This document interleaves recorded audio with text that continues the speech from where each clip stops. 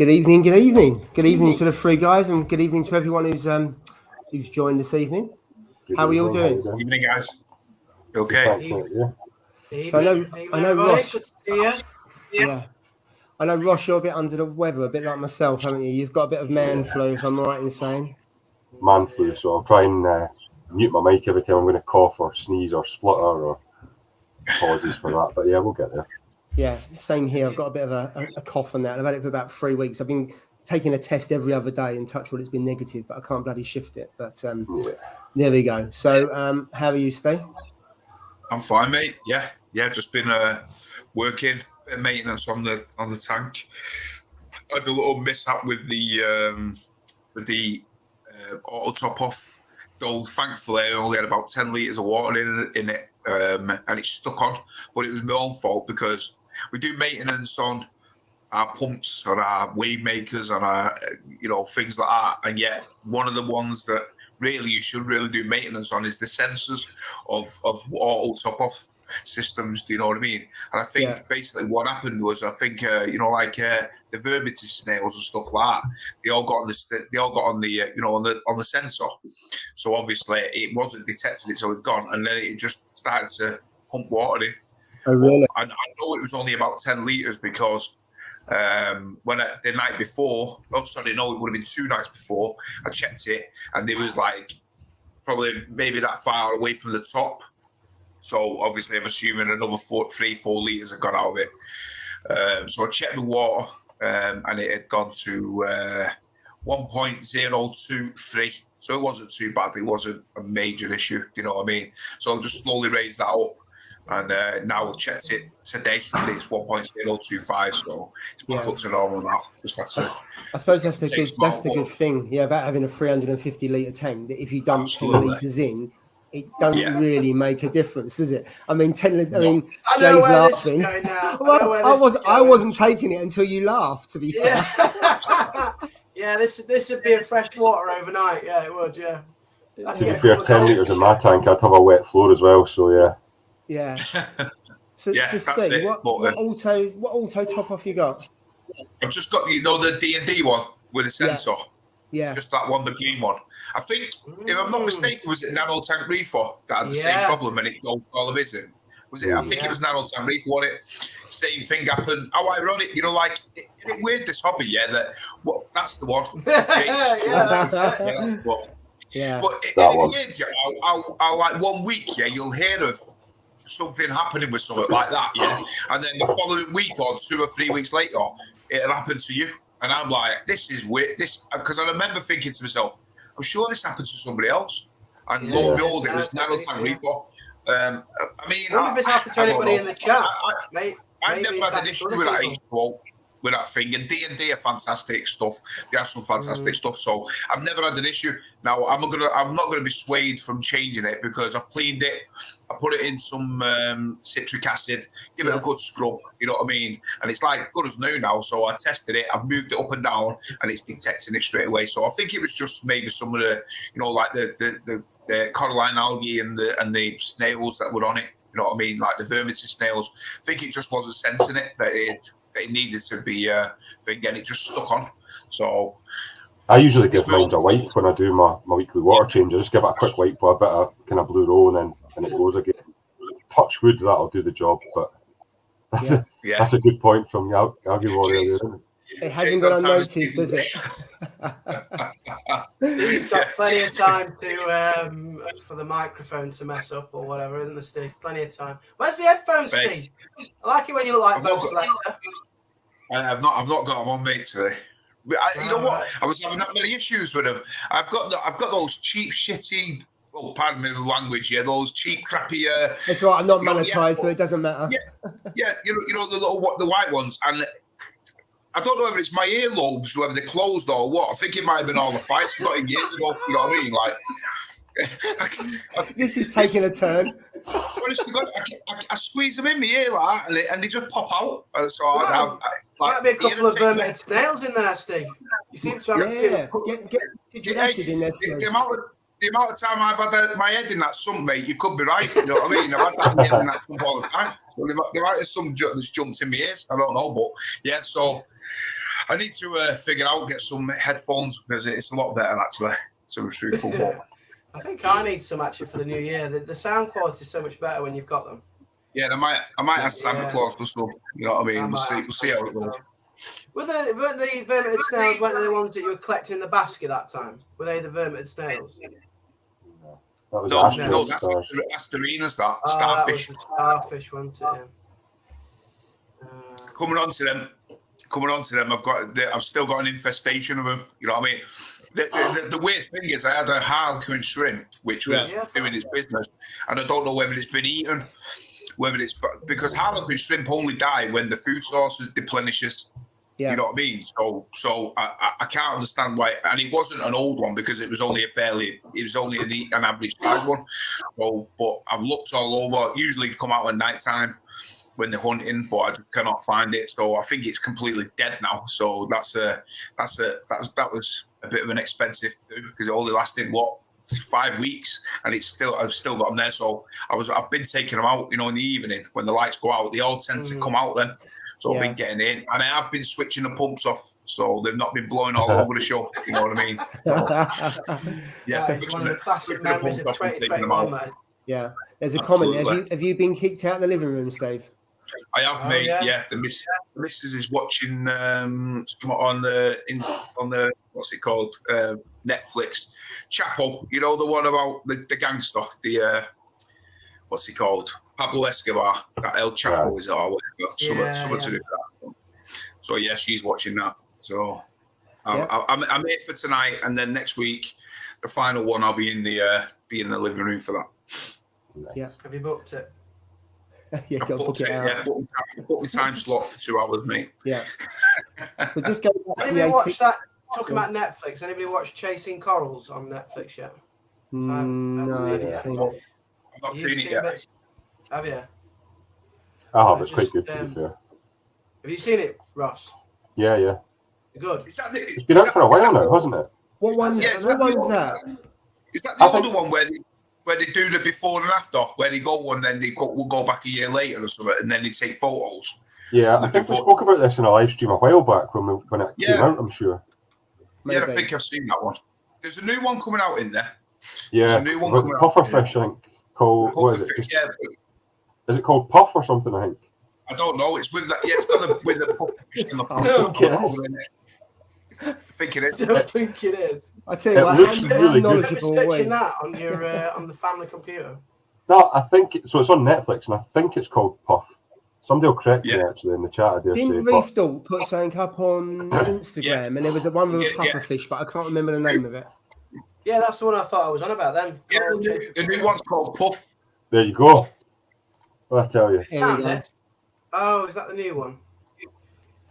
I mean, what I mean, who invented that name? I mean, come on. Like, you could have made something better than that, couldn't you? Let's be honest. You know what I mean? About the ocean. Pufferfish. Yeah, but come on. I don't know what you mean.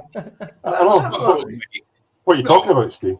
We're talking about ocean marine life here. You know what I mean? You could have made it something better than that. No. There you go. I think they've tried to do it like a real life Finding Nemo. There we go. Puff, Wonders of the Reef. Wonders of the Reef. That's better. Yeah, Puff Wonders of the Reef. Yeah. Oh yeah. And then the Dark Hobby. Did that ever make itself where you could actually access it without having to pay? I've never seen it, but I know we spoke about it a while back, but I've never actually watched it. Yeah. I've only seen clips of it. I haven't seen the whole thing. It never made it, did it? Is it on Netflix or something? Or what is it? What is this on? You have to buy it off YouTube. Oh, you have to buy it? Right. Well, I don't know about other sources, but you can buy it off YouTube, yeah. Like rent it from YouTube. Oh, I might do that over the Christmas. It won't be a pleasant watch, Steve, when you've got all the best coral, all them stunning coral species. You're going to feel guilty. Going to guilt you into thinking, you know what? Yeah. Maybe you should put a few back. Before you do that, though, I'll have a few of yours. Yeah, but listen, without us, mate, in our hobby, you know what I mean? We're conservationists. Absolutely, that's what we are. Really, that's what we are. If you think about it, we are. Obviously, we all know about climate change, and we all know about things, what's happening in the oceans, pollution, climate change, and stuff like that. So, without people having it in displays and in aquariums and in big places and stuff like that, corals will eventually they'll die out if we don't start doing something about it. You know what I mean? So. We are conservationists in one sense. In our own little 75 litre, our 350 litre tanks, we are doing good. You know what I mean? So, and if you look at what's happening in Indonesia when they're replanting the corals back there, and I've read somewhere about when they farm it, they have to grow 3 corals or something for one they take out, so it has to be at least neutral.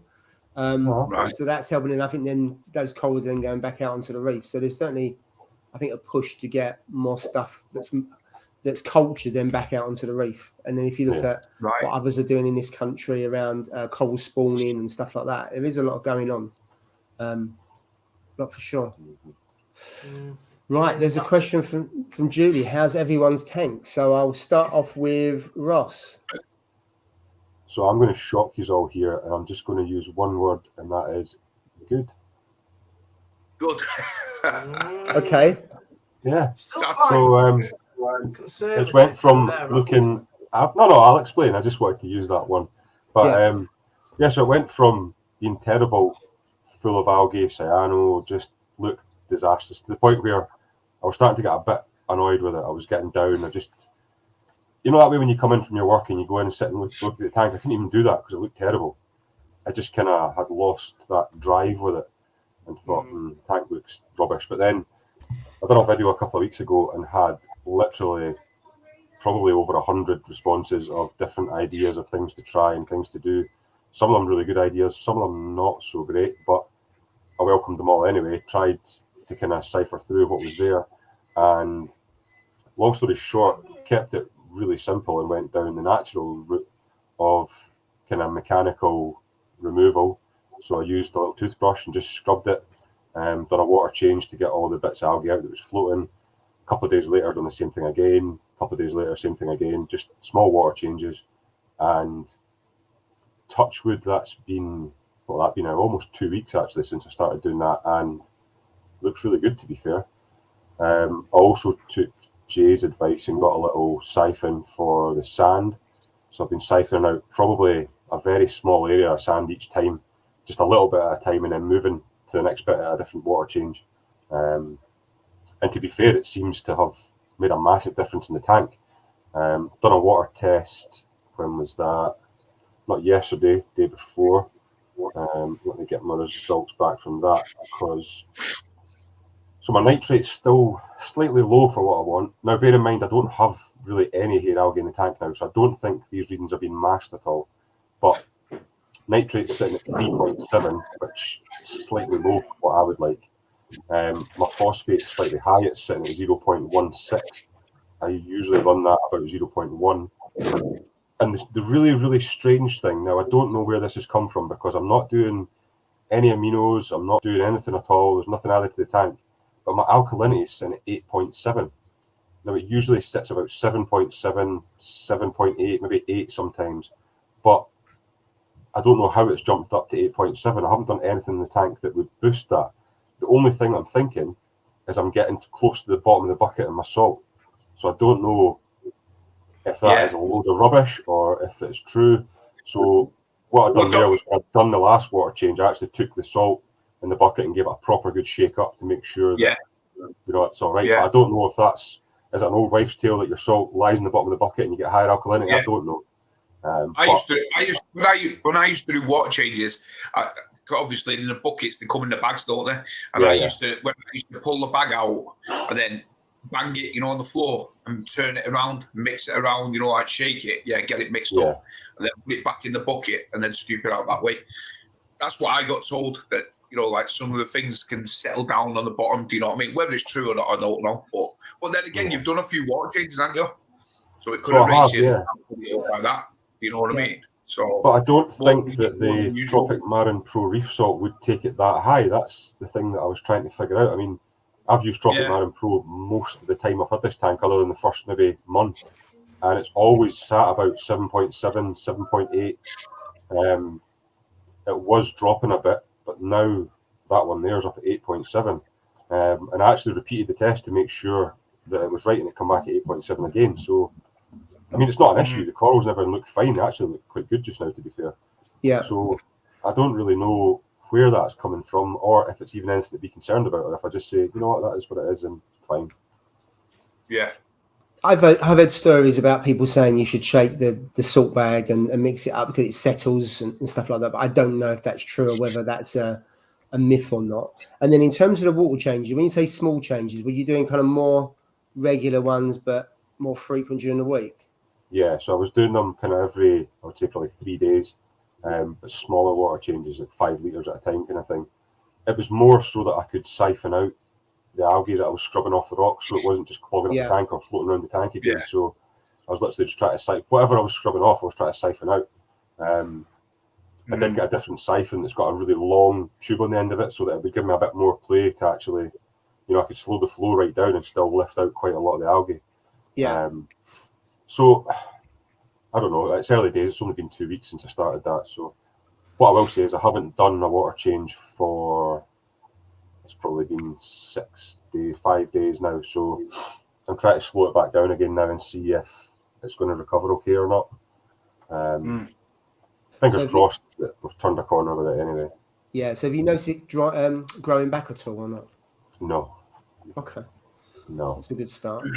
And I have noticed, whereas before, like some of my urchin and snails and so on were on the rock work eating the hair algae, they've actually moved on to one of the frag plugs, the frag rack that sits up the back, that big long one. They've moved on to that now to try and get the algae off that, because obviously they're eating a lot off the rocks. So yeah, touch wood, it's going in the right direction anyway. So I was just a bit concerned that my actual test results, now that the algae's away, were going to be sky high or bottomed out, but okay, they're slightly out from what I want. My nitrate's a bit low and my phosphate's a little bit high, but I mean, I'm not overly concerned about that just now, as long as I can kind of get them back in balance and then keep them steady. The tank looks good, which is the main thing. Yeah, that is the main thing. It's a good point there around, I always test out of my water change water before it goes in the tank. Yeah. So you could, if you think it is the salt, you could do that. Obviously bring it up to temperature, which I know you do anyway. Yeah. Then you can just try that and see if that makes a difference or not, because that may answer the question. Yeah. Yeah, good idea, that actually. I've been doing some quick water tests actually. Now we're on the theme, so you know I do like 3 days of mixing. Wait a minute. A quick water change and jade doesn't go in the same sentence. I've actually mixed the Tropic Marin Pro Salt within 2 to 3 hours and put it in. And you know what? No difference. So I don't know why I spent, a day or two mixing it before. Jay, I'm not lying when I say that I literally mixed mine in the space of 15 minutes and put it straight in the tank. So the only reason why it took longer is because I was getting it to temperature as well. I was getting it to 25.5 degrees. See, I use a 300 watt heater in my little 10-litre bucket to heat it up. Wow. So it's literally, by the time it's there, it's boiled. I think the heater's set to something like 22 degrees and it heats up to, well, it's 25.6 that mine goes to. And it heats up to that in the space of probably 10, 15 minutes, and then it's straight in. Well, mine's in my RO water's in the garage, and obviously at the moment it's like nearly 0 temperatures at the moment. Yeah. So it must have come in the house at about 5 degrees, so I had to get it to temperature. It does take time, doesn't it? Yeah, because I mix mine in the shed. Yeah. Yeah, but that's the good thing about this live stream. Obviously, he was saying that you can mix it pretty quick, and long as it's the crystallization's not there and the water's clear, you can put it in. I thought I'll give it a go. Yeah, within 2 to 3 hours, it was in. Yeah. And, when I did my water change of the week, I literally you see it on the video, 6 minutes. When I mixed it, it was 6 minutes. I was still filming it, and it took 6 minutes from me dissolving it to being 1.025, and it was completely gone. You could see it in the bucket. It was there was nothing in it. I remember that. Yeah. Did you smear it with your hand? No, I had the scraper stick. I have that. The scraper stick. I spin it upside down and I just mix it up.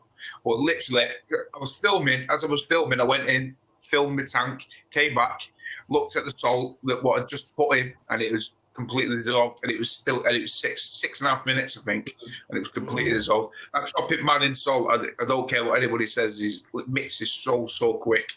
It's got my seal of approval for sure. Steve, was it already to temp? So was the water already to temperature? So you got it up to temperature, and because when I do mine in the shed, it's cold water, so I put a heater in, and also I put a power head. And then depending on this time of year, I usually leave it 2 or 3 hours because it's got. It's not until you bring it up to temperature that it dissolves at colder temperature, but not as quickly as when it is where it's still where it's supposed to be. I mean, my RO unit is still out in the garden. I keep mine in the garden all year round. When there's snow on the floor, I bring it indoors. So it does. Otherwise, it freezes and cracks. But mine stays out with a polybox. I was going to say that when you have an RO, obviously I had an RO, but I just ran mine from it obviously indoors. But I was wondering, with RO units, if you have it outside, is it slower during the winter than when it is in the summer? A massive difference in terms of the production. That when it's cold, it takes a lot longer to make 10, 20 litres than in the summer. You can notice. I can noticeably see the difference when it comes out the blue pipe between winter and summer. I mean, sometimes I make it up when the snow's on the ground. Not we have snow that much down south, but as long as it's running, it's okay. But then I'll put it in the shed with a blanket on or something like that, so it doesn't freeze. But it makes a big difference. I sometimes get my back up about RO units because I kind of get involved in them a wee bit, and obviously we're partnering up with Aquarium and so on. But see the amount of people that will say to me, I've bought a 75 gallon per day RO unit and it's not making 75 gallons per day. And I say that's based on perfect lab conditions where temperature's right, pressure's right, everything's spot on. And TDS, all that kind of stuff. The second that you start to get lower temperatures, lower pressure, higher TDS, those numbers drop rapidly. So that's why I always say to people, if you're buying an RO unit, buy the biggest one you possibly can. Regardless if, like me, you're only using 10 litres a week. I had a 150 gallon per day unit, and even at that, it's still relatively slow. I mean, I was making 25 litres in an hour and 45 minutes. So I've up to the 300 gallon per day one, and folks go, that's massive. Why do you need something like that? And it's purely for speed. That's all it is. I'm not making 300 gallons per day. I couldn't make 300 gallons per day. It wouldn't work. But for speed, go as big as you possibly can. That's the one thing that I'll say to anybody that's buying one. How long is it taking now, Ross? I haven't set up the new one yet, mate. I'm waiting until the tank comes. So. Yeah, I changed the filters and so on in the little one, so I'm still, I say little one, the 150 gallon per day one. So I'm still using that just now because it works as it should. And then when the new tank comes in, I'll set that up.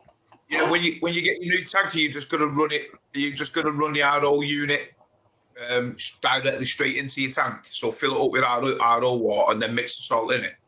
Well, this is a question I was going to ask you guys because I've got a plan that I want to get the tank, build the stand, put the tank and the sump and so on together, connect all the pipe work, and I want to fill it up for 2 reasons: to leak test it and to test it as level with a full tank.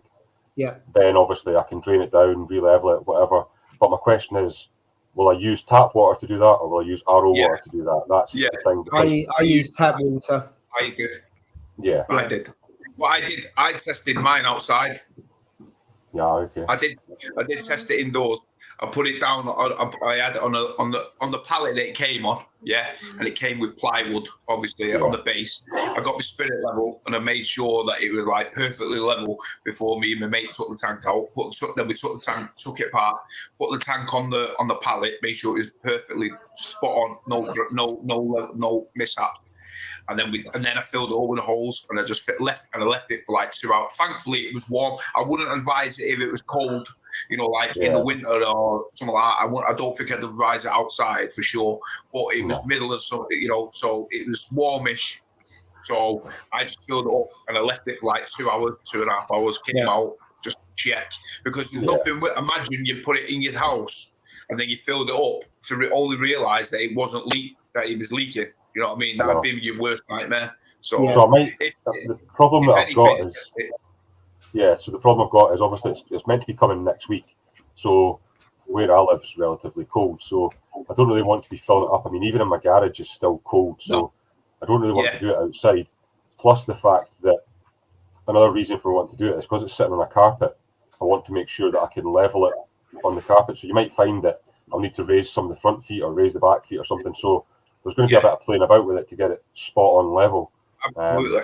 So that's kind of why I was thinking, if I fill it with tap water, it means that I can drain it, fill it, however many times I need to do that, rather than spending days and days on RO water trying to fill it up. So because remember when you get a big tank, I don't know what it was like you Paul. Is yours on carpet or is yours on laminated flooring? Yeah, the one here is on laminated floor, and then the two in the garage are on concrete. I haven't had a tank on carpet before, so I don't know if that's easy or not to do it. Because my mate, he when I went up and set his up with him, he had it. Well, I say set it up. He put it all together. He put his fingered it. So he leveled it off and stuff. You know, with a bit level. I went up and I checked it, but it was on carpet. You see, And when he filled it, we measured it from one corner to length, and it dropped by about half an inch on the back left side. Where the carpet and the floorboards might not have been level, but without it being filled or anything, it was perfectly level. You know what I mean? It was absolutely spot on. So the difference is, like, obviously on a carpet, it's what you've got to be spot on more so, because it will, when you put the weight of the water in it and all your rock and stuff like that, it'll definitely drop. There's no doubt about it. You know what I mean? Yeah, that's why I wanted to. Just put a couple of shimmies, just a couple of shimmies in it. Yeah, that's what I do. Sturdy shimmies, bit of plastic or whatever, or something like that. That's what I do. And then just make sure, and level it off on those two pieces of plastic. That way, even if it does flex, it's not going to move by too much. You know what I mean? Yeah, and also at the back, if you've got carpet, if you've got grippers at the back, that has an impact as well if you've got carpet. So it's kind of almost got to bring it forward, or you got to take the grippers off, but then it affects the rest of your carpet. So, I mean, I haven't done it, so I don't know what the best way of doing it, to be fair, but I know when we have got carpet, the grippers push it out because you get a kind of a little bit at the end, don't you? When I done this tank and when I done the tanks I've got in the living room, I lifted the carpet and removed the grip strip from where the tank sits. You don't really notice it. If you do it neat enough, then you can get it so you cut the grip strip to the right size and the tank will basically fit in that point there. Obviously, you don't want your tank hard against the wall, but I know the grip strips definitely, because I actually messed up in that. And with this little tank here, when I put it in, I had left the grip strips, so the unit that it's sitting on was actually on the grips on the far away side, so it was sitting off. So I had to lift the carpet and remove the grip strips to try and get it level again.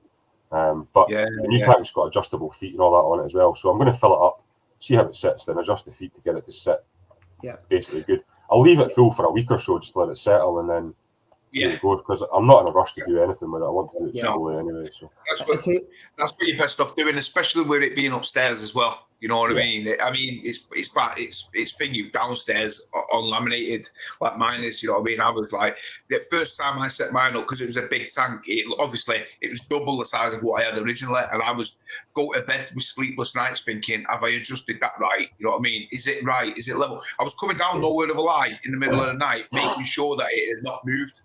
The actual corner to corner. And I was testing it with a big spirit level, just making sure, because I was that paranoid. In case I thought it'd be over, me and the missus would be over. If that burst, then it'd be game over, you know what I mean? So I had to make sure. And I was having sleepless nights for 2-3 nights until I thought, you know what will be, and that's it, you know what I mean? And thankfully, touch wood, it's still level now, which is a good thing. So it's one of those things, I suppose. Get it right from the start, you'll have no problems. The other thing I did was I filled up the weir area and not the rest of the tank to test the pipe work, because because I found that if your pipes leak and the whole tank is full, if you then have to mess around and you have to take it off for some reason, it's full of water. But with the weir, with it just in the weir, I just found it easier to adjust. Because with the DD one, they recommend that you lift it off a little bit, and then you can do the pipe work up a lot better. So it's no good if you got it full up. So that's what I did. I had just the weir full up it was a few days on its own, because sometimes it's all right for 2 days, and all of a sudden, out of nowhere, you'll get a few drips. So you could try that. And if you're in no rush, maybe do that for a short period of time and then fill it up. Definitely, I then filled it with tap water, the rest of it, for a few days, and then emptied it. And obviously, and also sometimes you get a bit of residue or some crap in the tank or the sump, so it helps clean that out as well, I find, when you drain it out. Another thing I always advise, I don't know about anybody else, don't know about whether you did it. When you tighten the bolt underneath the sump, I put some Vaseline on the actual, gasket, the collar, on the gasket, Because I swear to God, the amount of times I've seen it happen to a couple of my mates, where they've tightened it and it's been dry, and then the pressure, and then within a couple of weeks, starts to leak straight, and they're like, "It's a brand new tank. Why is it leaking?" And it's because when they tightened it up, it's ripped. The gasket. Yeah. Put a bit of Vaseline on it, and it just gives that extra that flexibility, in it, and it's perfect. You know what I mean? Yeah. I mean, I think I'll do that. I'll fill it up with water. I'll test it all. I'll test like the return pump and all that kind of stuff. Make sure everything's all good before I then start filling it with RO and mixing up salt water. Because the last thing you want to do is put a bucket of salt water into there, and then all of a sudden you have to take it all back out again, and you've just lost X amount of money's worth of salt. Yeah, just put normal tap water in it, mate, and what do you call it? Yeah, leave it a couple of days or even a week, whatever. Like you said, you're not in no rush, are you? You know what I mean? And then just make sure, at least after a week, if it's not done anything, then listen, I'm good to go. You know what I mean? Yeah. There's just a few comments in around RO units, so I'll just go through some of them and then we can come back. So Nano Sugar Reef, welcome. Got the same unit as you, Ross, and uses the Reflow Auto Water Change. I've heard good things about the Reflow Auto Water Change in terms of just how easy it is to use. I think Reef Dog, I don't know if he's still got it, but he used to use it. So this one there. Julie makes 100 litres in 7 hours. Oh, no, sorry, that was Phil does. Sorry. Phil does. I think Julie was saying she makes 45 litres. So you've got a big difference between Julie and Phil, which I think comes back to your point. I mean, Julie isn't that far away from me. So I imagine, Julie, your TDS is really high going in, which is the same as mine. And then it depends on the weather. And also a pump. I find having a pump, water production is twice as good. That's Steve's microphone that's going terrible. Yeah, I just put him on mute. So I got to remember when he comes back to take him off of mute. Yeah. Just leave him on mute. The guy gotta get the beer. That's not a beer, mate. That has Rosie written on it. What's that? It was a bit noisy. He had to go to the bar. I think he went to a real pub there. There's the crowd at the bar. What else have we got?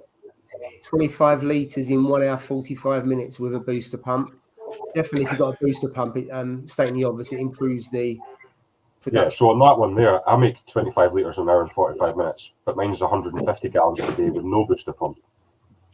So, that's just showing you that you're right, double the amount. Now, I don't know, Backshift Reefer, I think, is running about Newcastle way somewhere, so I don't know what TDS, pressure, and all that kind of stuff is, but if it's kind of similar to mine's, then, that does make sense. Yeah, it's just very different. I don't think you can compare. None of us will, if we all four of us made our own water, we done it at the same time of day and everything, it would be completely different. Yeah. Because of the variables that are out there. But as you know, you get lots of questions on that.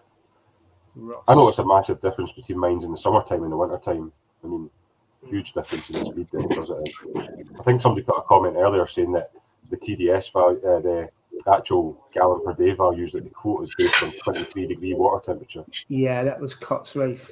Yeah. Cotty's Reef. So there you go. None of us have got 23-degree water temperature. I know that for a fact. No. Yeah, I don't know about in the middle of summer. Probably haven't, because it's going to be underground and it'll come through to us. So it's going to be at a lower temperature, isn't it? Yeah. I would say. Yeah. Not too sure what temperature it'll be out of the ground, but probably in the teens. 3 degrees for me. Yeah. Yes, it's take a bit of time. 10, 12 into something like that, I think. Yeah.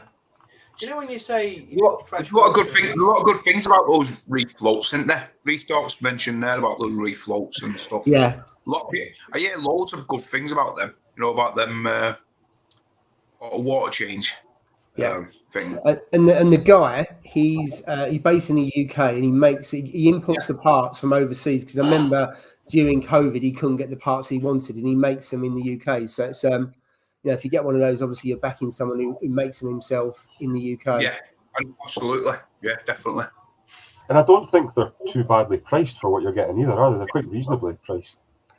Yeah, I must admit I haven't looked at the price, but I suppose if it's it's a case of you set it up by your tank, you put the heater on, it puts it in, it takes it out, so you're saving your time, heavy lifting, things like that. It's convenience, isn't it? And it's think it was price you pay for that. I think Paul UK Reefer said that he doesn't even use a heater in his because he keeps it at room temperature, and because it's such a small amount going in and out at the same time, he doesn't need to heat it. Yeah, I mean the only problem with it is storage. I think they are a fairly bulky item, aren't they? You know what I mean? And if you're limited for space, that's the only. If you've got a garage or something, that's okay. That's perfect. You know what I mean? But you've seen my house, Ross. It's like a bloody rabbit hole. You know what I mean? Yeah. So it's. I'm the same. I haven't got space for one. No, it's like a rabbit hole. My house. So got no chance. I've only just got enough space for 25-litre buckets, let alone an all. I thought we'd seen it on that drone footage that you took, and you went over your house with your new drone. It looks bigger than a rabbit hole there. You know what? I'm hopeful. When we start doing some things, I'm going to start doing some maybe shop. Some videos in shops and stuff like that. Yeah. And I'm going to take the drone to do front, outside and stuff like that. So I think it's going to be added value. I think you know what I mean. And I've always loved drones. I've flown for years, so I love drones. But Steve, could you fly the drone through the? So if you went in Kraken, for example, could you fly it through the front door, past the 1,000-litre, and then do a loop of the shop and come out? Absolutely, of course I could. I don't think Dom would let him do that, to be honest. Health and safety. I actually just done me last week. I actually did my drone pilot's license, believe it or not. So now I can fly. I can actually fly, believe it or not. Yeah, in built-up areas. So whereas the regulations.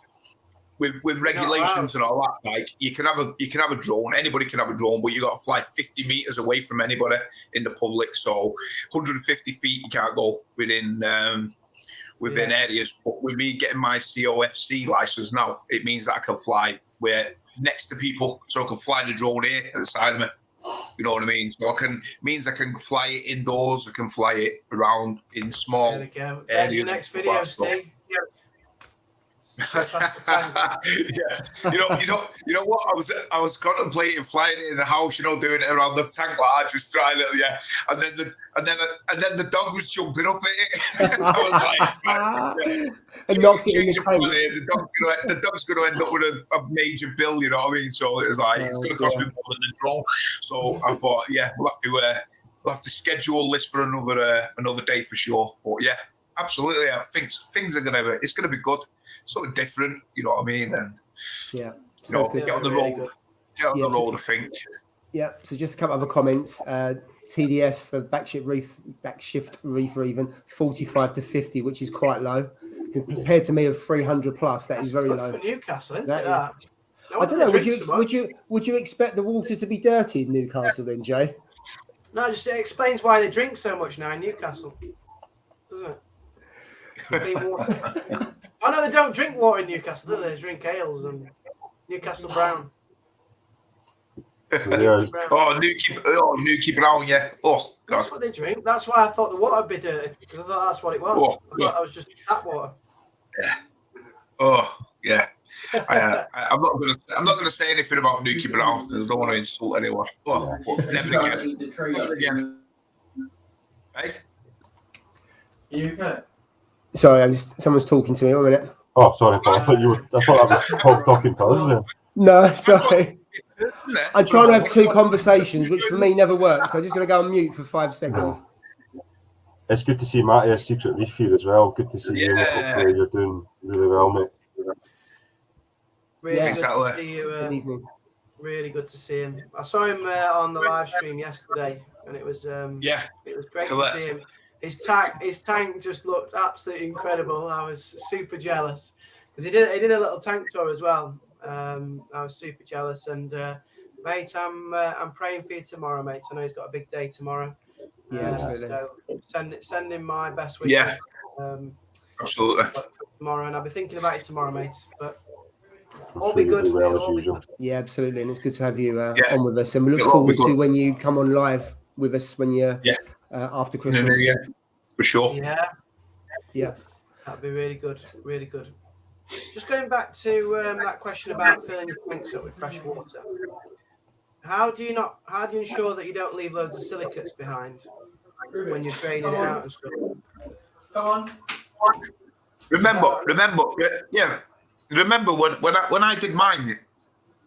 I mean, the issue I had at one point was when I drained it all out. Like I said, I left out for about 2-3 hours, and it wasn't leaking, so I was good to go. So I drained it all out with the buckets, and then I got a towel, just a towel. But then I was thinking in my head, hold on a minute, I'm wiping it down with a towel on the inside of it, and it might have the detergent, from when it's been washed. From the washing.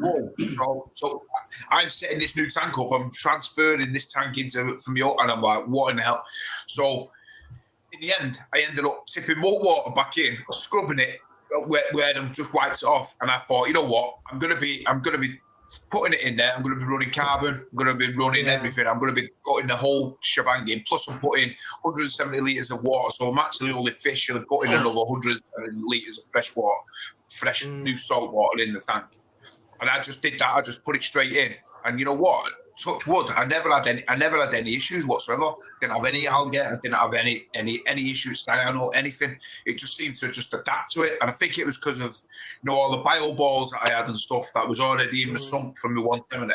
It just broke down bacteria. You probably got some silicates, but over time, carbon, raw phos, it would have just took it out eventually. You know what I mean? And I think that's maybe.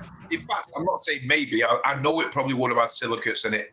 Yeah, it will do. Over time, it just broke it down. You know what I mean? And I never seen any. I didn't worry about it on mine. I just filled it up with tap water, emptied it out, dried it out, I think from kitchen roll or something like that, then filled it back up, and then that was it. And I didn't notice any. I mean, I did a cycle over 8 to 11 weeks, but I must admit I didn't really worry about it. Whether I should have or not, I don't know. It didn't cross my mind at that time, in all honesty. I think if you let it dry and give it a wipe, then the volume that you're going to have in, I think, in a tank my size here or your size, I think you might notice it a bit more. But realistically, in a tank that's going to be hundreds of litres, I think you should be okay, I would imagine, with that.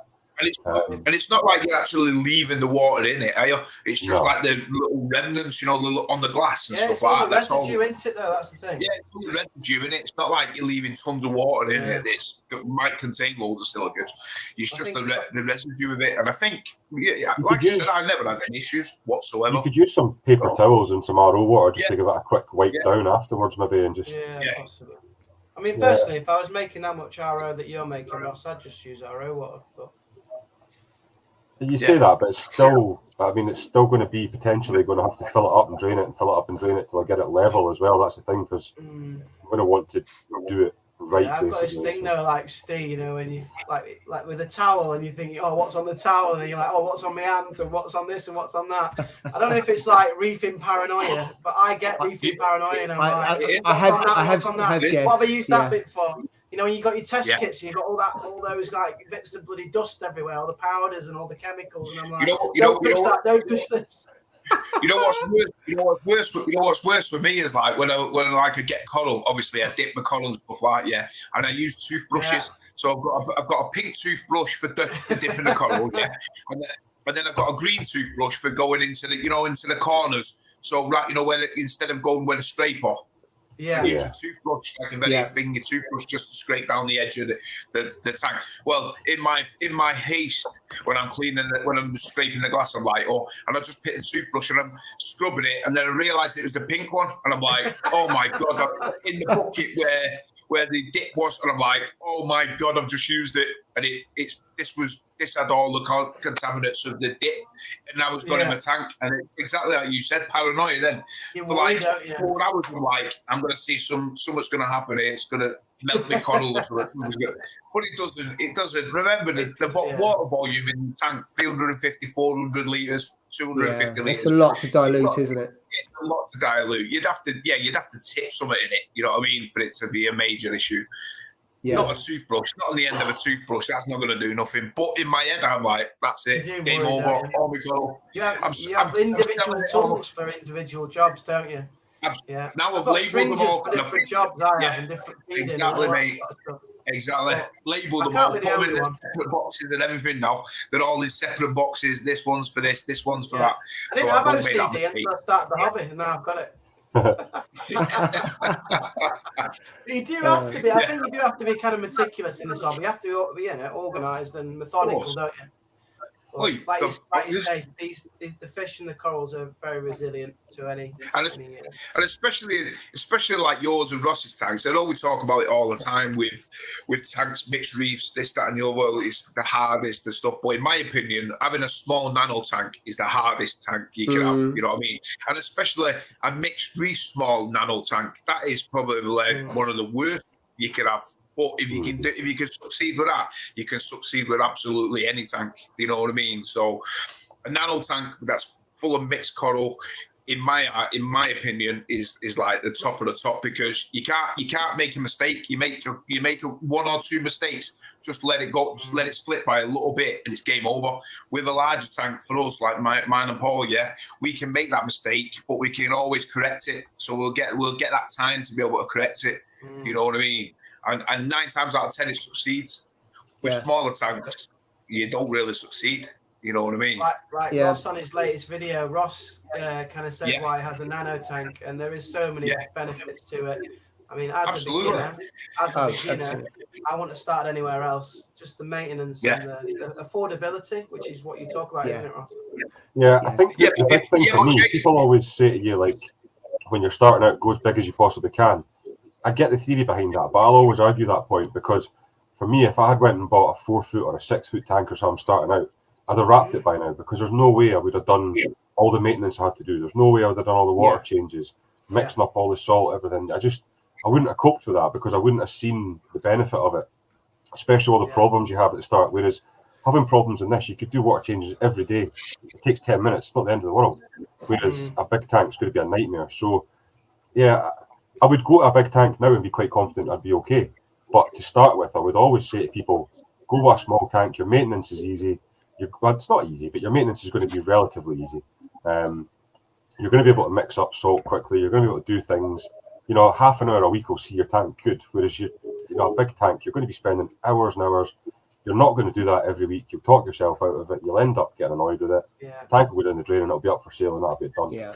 So, and the kit's all tuned in for that particular tank. So I didn't know much about, return pumps. I didn't know much about skimmers. So when you're a beginner, you don't have that knowledge, do you? So when you buy all in one, you know that the manufacturer's made the skimmer for that tank, the return pump that fits that tank. It takes a lot of issues, or not issues, but research that you don't have to do. It's all spec for the tank that you've got, isn't it? Yeah. I just a couple of things. So I feel really bad, because I'm not precious about what tools I use and stuff like that, and I treat it like kids. When we had our first one, you dummy falls on the floor, you make sure it's all clean. When you go to the second one, you just pick it up and straighten the mouth.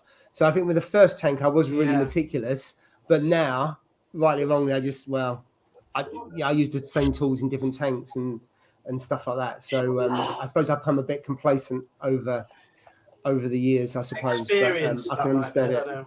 Yeah, and I think also with the smaller tanks, what I found is it's good to learn in that. Is just my opinion. With a bigger tank, I found that one's less maintenance than the others, unless there's a problem. And when there's a problem, you have to do bigger water changes, and it takes a lot, I think, more effort to get it back to where it needs to be. Whereas the 170 litre, if there's a problem, it doesn't take as long to sort it out or maintain it as the 450. I hear what you're saying there, whereas it takes longer, you've got to use more resources and stuff like that. But in a smaller tank, if something happens straight away, and you've got to deal with it, but you can't deal with it straight away, then it's game over 9 times out of 10. Say for instance, it goes too much algae, for argument's sake, in a larger tank, you might be able to save it just on, maybe just on a nano tank. You're not going to save it, and I don't, you know what I mean. In my opinion, I don't think you'll be able to save it. I think it'll be too late by then, because it's too small of water volume. Whereas in our tanks, we stand more of a chance, of correcting it. You know what I mean? Great. Nano tanks, fantastic for beginner tanks, 100%. I totally agree with it. You know what I mean? Yeah, depending on what you want to do. with it. Yeah. If you want to, just soft is LPS and stuff like that, I'm all for that. No problem whatsoever. Because you don't have to dose as much because they're not taking as much in. But if you're having like SPSs in it, stuff like that, which you've seen on Instagram, you've seen on Facebook, tons of tanks where they're full of SPS, little nano tanks, and I'm like, wow, blown away with them. Thinking, I know how you can do that. I don't know. Yeah, I don't know. I don't know how to do that. I mean, there's no way. Absolutely. I couldn't do it. I'd be like, that's it, no way. I'd be on edge all the time. You know what I mean with it? Oh, what happens in this? But it's just. It blows my mind, those sort of tanks. Yeah. Especially when they're full of like SPS. Yeah.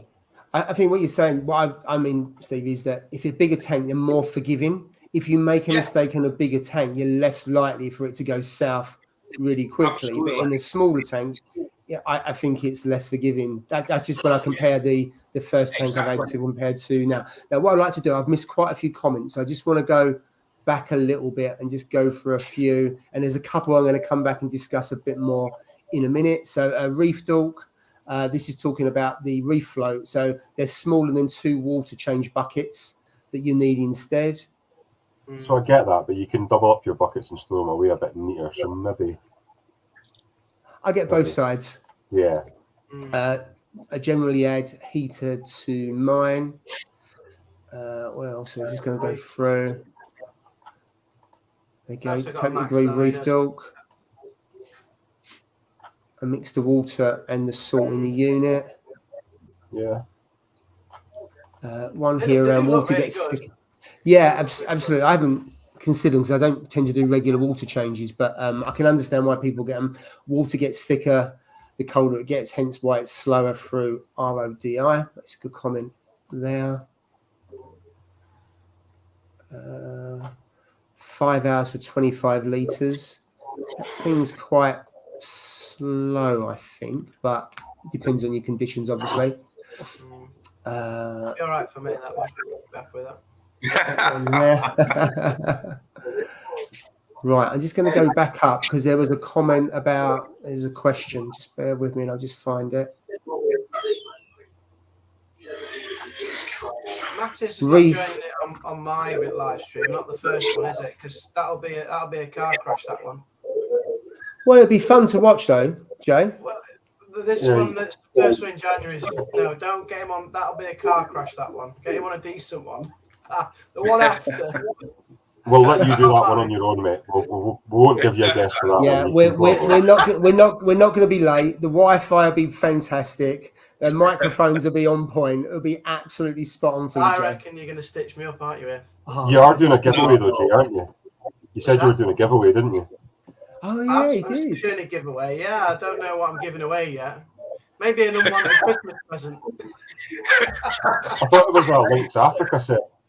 Yeah, Links. Yeah, that's it. Oh, you always get one of those, don't you? Or a pair of socks or something. I don't know. We'll do a giveaway. I'll give something away that I think is a good product.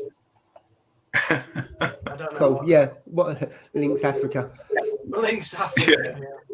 From York to Here's a question. I know some of you use this. So, does anyone use Reefers Elements thinking of going that way? So no. I'll jump in on this one. Long story short, I've got all stuff to use Reef's Elements, but I haven't started using it yet. Now, I did start using the aminos. Loads of people told me to stop doing the aminos while I had all my algae issues. So, in a word, I did try it. The corals seemed to respond really well with the aminos, but I don't think it done my algae any favour, so I stopped that just now. Not saying it was the aminos that caused it, but I have stopped using it just now. I probably will go back to it once things are stabilised a bit, and I do plan on doing some dosing in the other tank when it comes where I need to do it. I'm not going to do it from the start, but when I need to do it, the stuff's there for it. So I can't give an honest answer on any other stuff just now, I'm afraid. Okay. Jay, you use one of the products. I use the amino acids, but I don't use because you've got the calcium, magnesium, and alkalinity, haven't you? You've got the full works. You're not using them, but you've got the full works. I've just got the coral food, which is amino acids. This one, I think most people have seen it. Yeah, that's the one I use as well, but I don't use it all the time. I use it every so often. You dose that quite often, didn't you, Jay? Yeah, 0.8 mil a day. But there you go. It's good. It's really good. Maybe what Ross is saying, maybe you don't need to dose it every day. Maybe just dose it every now and again.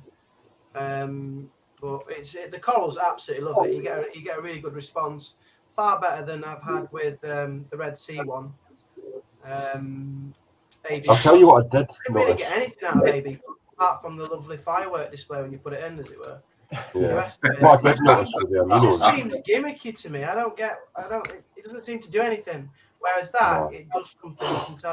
But then again, it's. See what you're saying about the response, Jay. So see, when I was using it and I had the big arrow crab, the second that I poured it in the tank, you could literally count maybe 2 seconds after that, and the arrow crab was going crazy, running around the tank with the pincers up. There was something in it that it could sense straight away, and it would be the most peaceful thing ever. And the second you put the aminos in, it was round the tank trying to grab at the water. Obviously, it could taste something in the water that it was thinking it was food. So there's definitely something in it that causes that feeding trigger as such.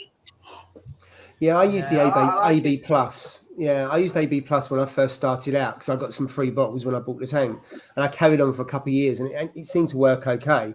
But then when I stopped, did I notice a massive difference? Probably not. I can't say that when it stopped, the growth just went. But then, of course, the tank was a lot more mature. The tank was more stable. So it's hard to tell, I think, on that. Yeah. Yeah. So did anybody?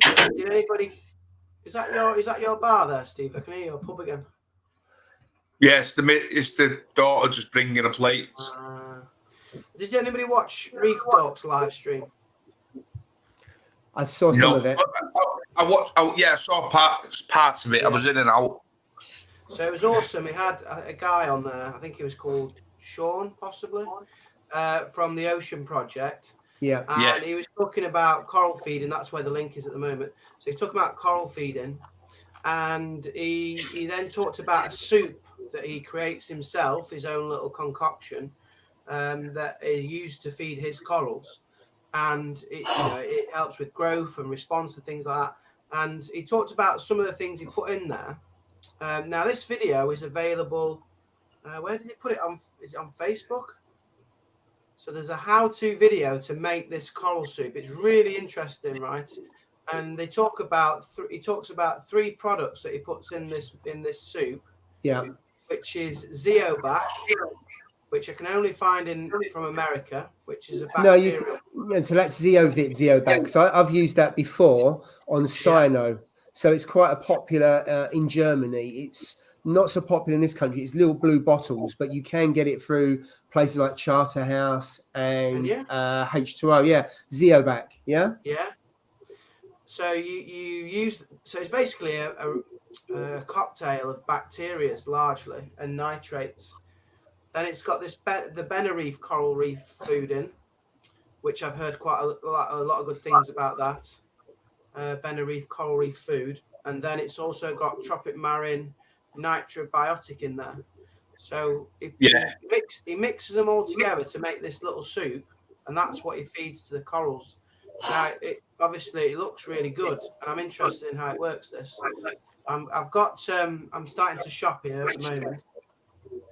In my little basket, I've got them all here. Look, and I'm gonna give this soup a try because What do you do? Blend it up? Is it like blend it, or do you just mix it? What do you do with it? Just blend it up. He mixes it up with a little bit of tank water. But the reason why I'm interested in it is because I quite like mixing different bacterias. So getting your nitrifying bacteria population up. And because it's using kind of bacteria-based products, I'm interested to see how it works. Yeah, well, the question is on how much like nitrate, how much is it going to raise your nutrients up? You know what I mean? With all that stuff. Put it in a nano. Keep an eye on it. You know what I mean? So he talks about keeping an eye on it. Right. If Reef Doc's in the chat, can you put where he's put the video? Because I've seen this video for Reef Soup by the Ocean Project. And it'd be good if other people could see it because it does look really good. It looks interesting. And it's got me looking at it, and other people might be interested as well. But it makes it very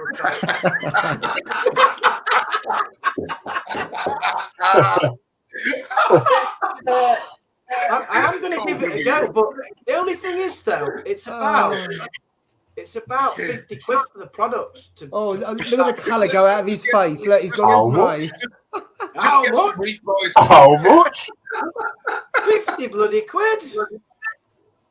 But you know, if you've got to feed your corals right, isn't it? Yeah, that's it. Ocean Project Facebook page. Thanks. And also his Instagram page Alex. as well. I've seen it somewhere. It's a really good video. This guy who he had on, he's super knowledgeable. I learned so much. But that reef soup looks really interesting. That's it, Sean. Yeah. He's incredible guy. Might be good to try for sure. I think it'd be good on all our tanks. A little bit of it. Well, Jay, you can try it first, and then if it works well, then we'll dive in afterwards. We'll buy all the stuff. Just send us the links over.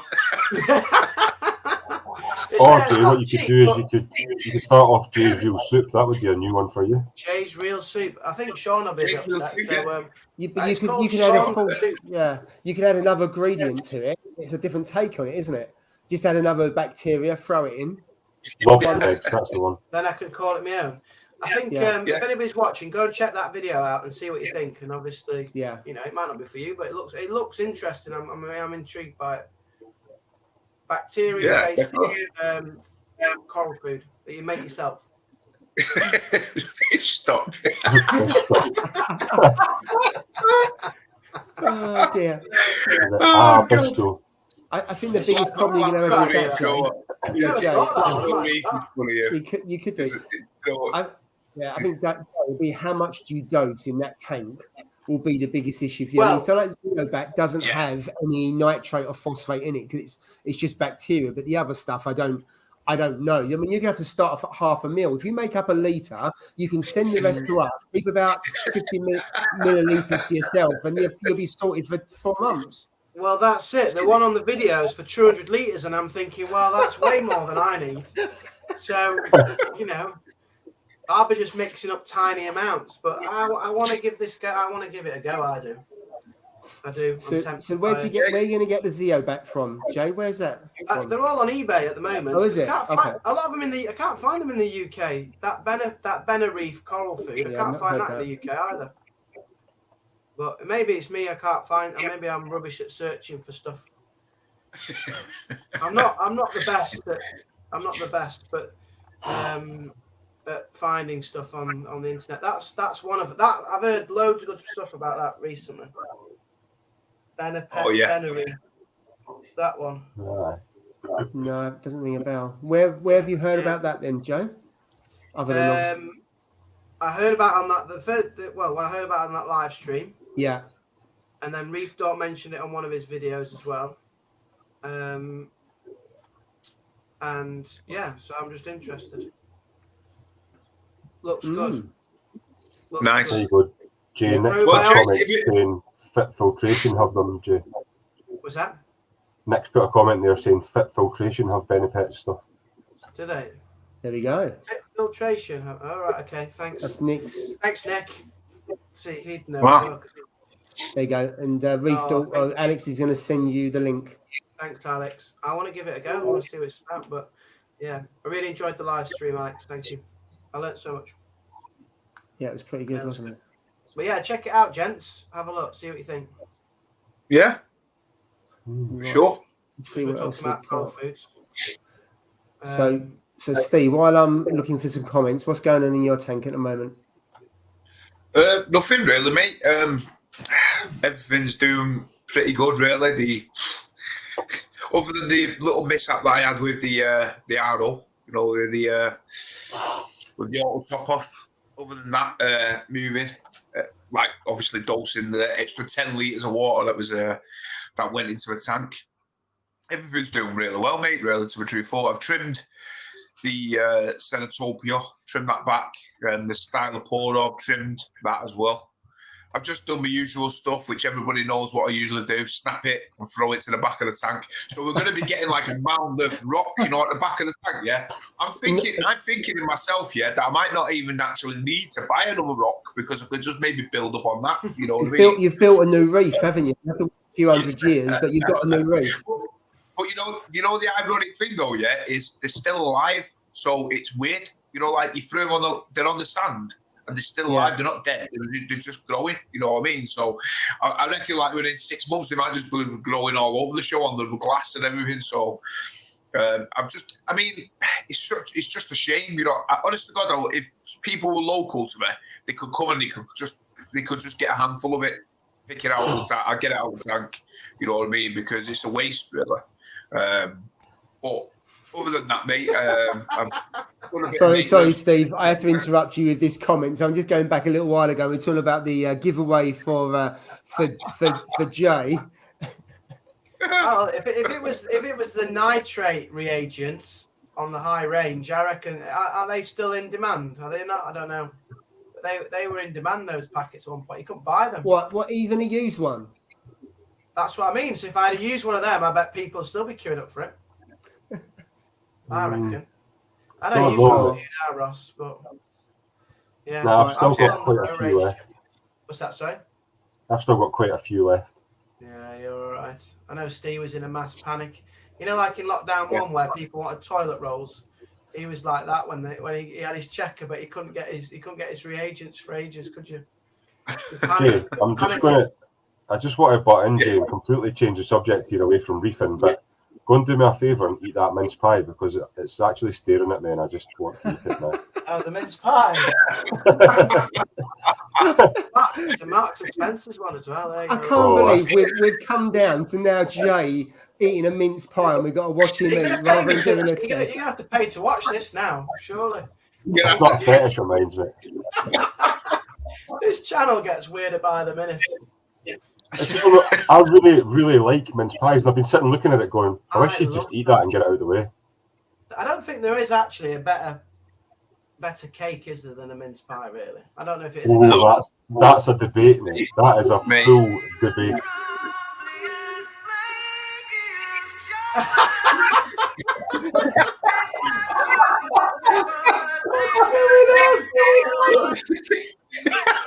Wow. Sorry, Jay, I couldn't resist it when you're eating.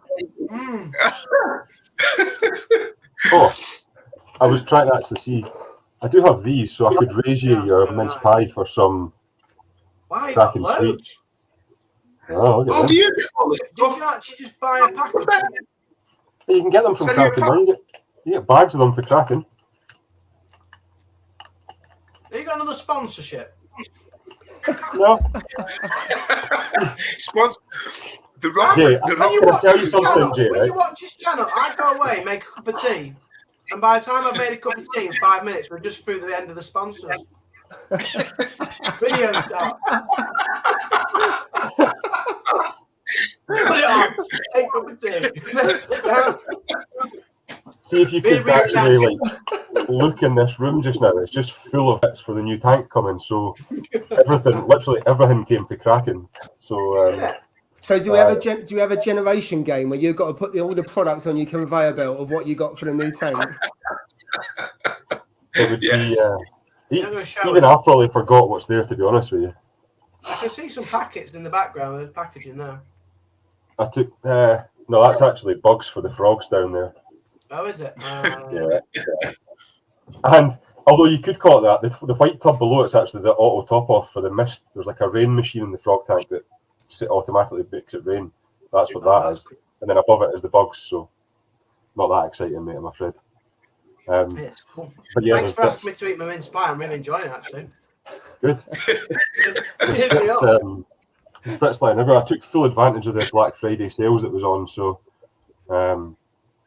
that literally has got me almost bankrupt now. So yeah, we'll get there though. I think I'll be bankrupt because I've seen a new torch that I want on Signature Frags. I don't know. Oh, is that the orange one, Jay? Yeah. I don't want to show everybody on here because every man and his dog will try and buy them, and I don't want them to. There's none left. But you brought it up, Jay. Well, yeah, I know, but it could be any of them on there, to be fair. That's a good comment from oh my god. That's a good comment from Norm on the screen there. How's the auto feed the bin, Jay? Have you finally sussed it? After after the test run, it's not been on, to be honest. It's just ridiculous. Absolutely ridiculous. But Jackie, who watches the channel, thank you, Jackie. She's been via Ross to me, give me some advice of an alternative feeder. I think it would be quite a good option, that is. Which is the Fishmate F14. So there we go. Fishmate F14. Yeah. Sounds like a fighter jet. Well, it sounds like it. There it is, Rob. I quite like the fact that one had the wee airline on it as well to keep the food dry. That was quite a good thing on it.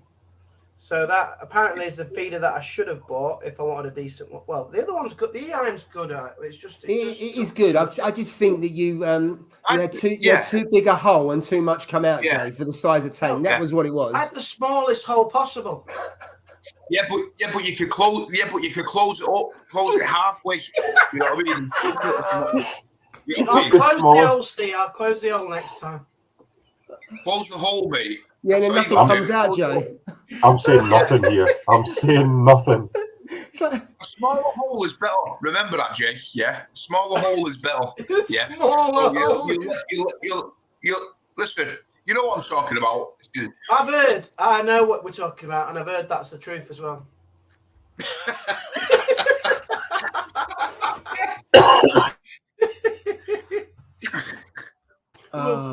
Probably look like a fighter. Well, yeah, it probably will. It's that other one's ridiculous. It just puts way too much food in. So yeah, will probably look like a fighter jet. That might be the giveaway. So I think actually Nano Sugar Reef is Jackie Kenyon. I think that's who that is. She just said. Oh, is that who it is, Jackie? Yeah, it is. I didn't recognise the name. That's who that is. Yeah. Yeah. So D from Brooklyn. That was from an advert from back in the 80s, I think, which is a flake advert in the UK, and that was just to help Jay with eating his mince pie. And the older viewers remember that. The song either. Yeah, it was the flake one. I didn't know it was. A bit before my time. None of us were born then, I don't think. Well, I was, unfortunately. So I'm probably the odd one out. But there'll be a couple of people in the comments. You know who you are, who remember that. I thought it was I thought you were going to put a Christmas song on whilst I was eating it, but... No, I could have, couldn't I? That's a schoolboy error. No, that's... I do remember... I remember the milk tray advert. But not the flake one. Yeah. Right, so there's another question. So what reefing gifts have you guys asked for Christmas? A good question. So who wants to go first? Ross has got everything. Yeah. Yeah, he's got it. Does that answer the question there? Oh. That I've already got the cracking Santa sticker because... So, I'll be perfectly honest with you, nothing. The stuff's here for the new tank.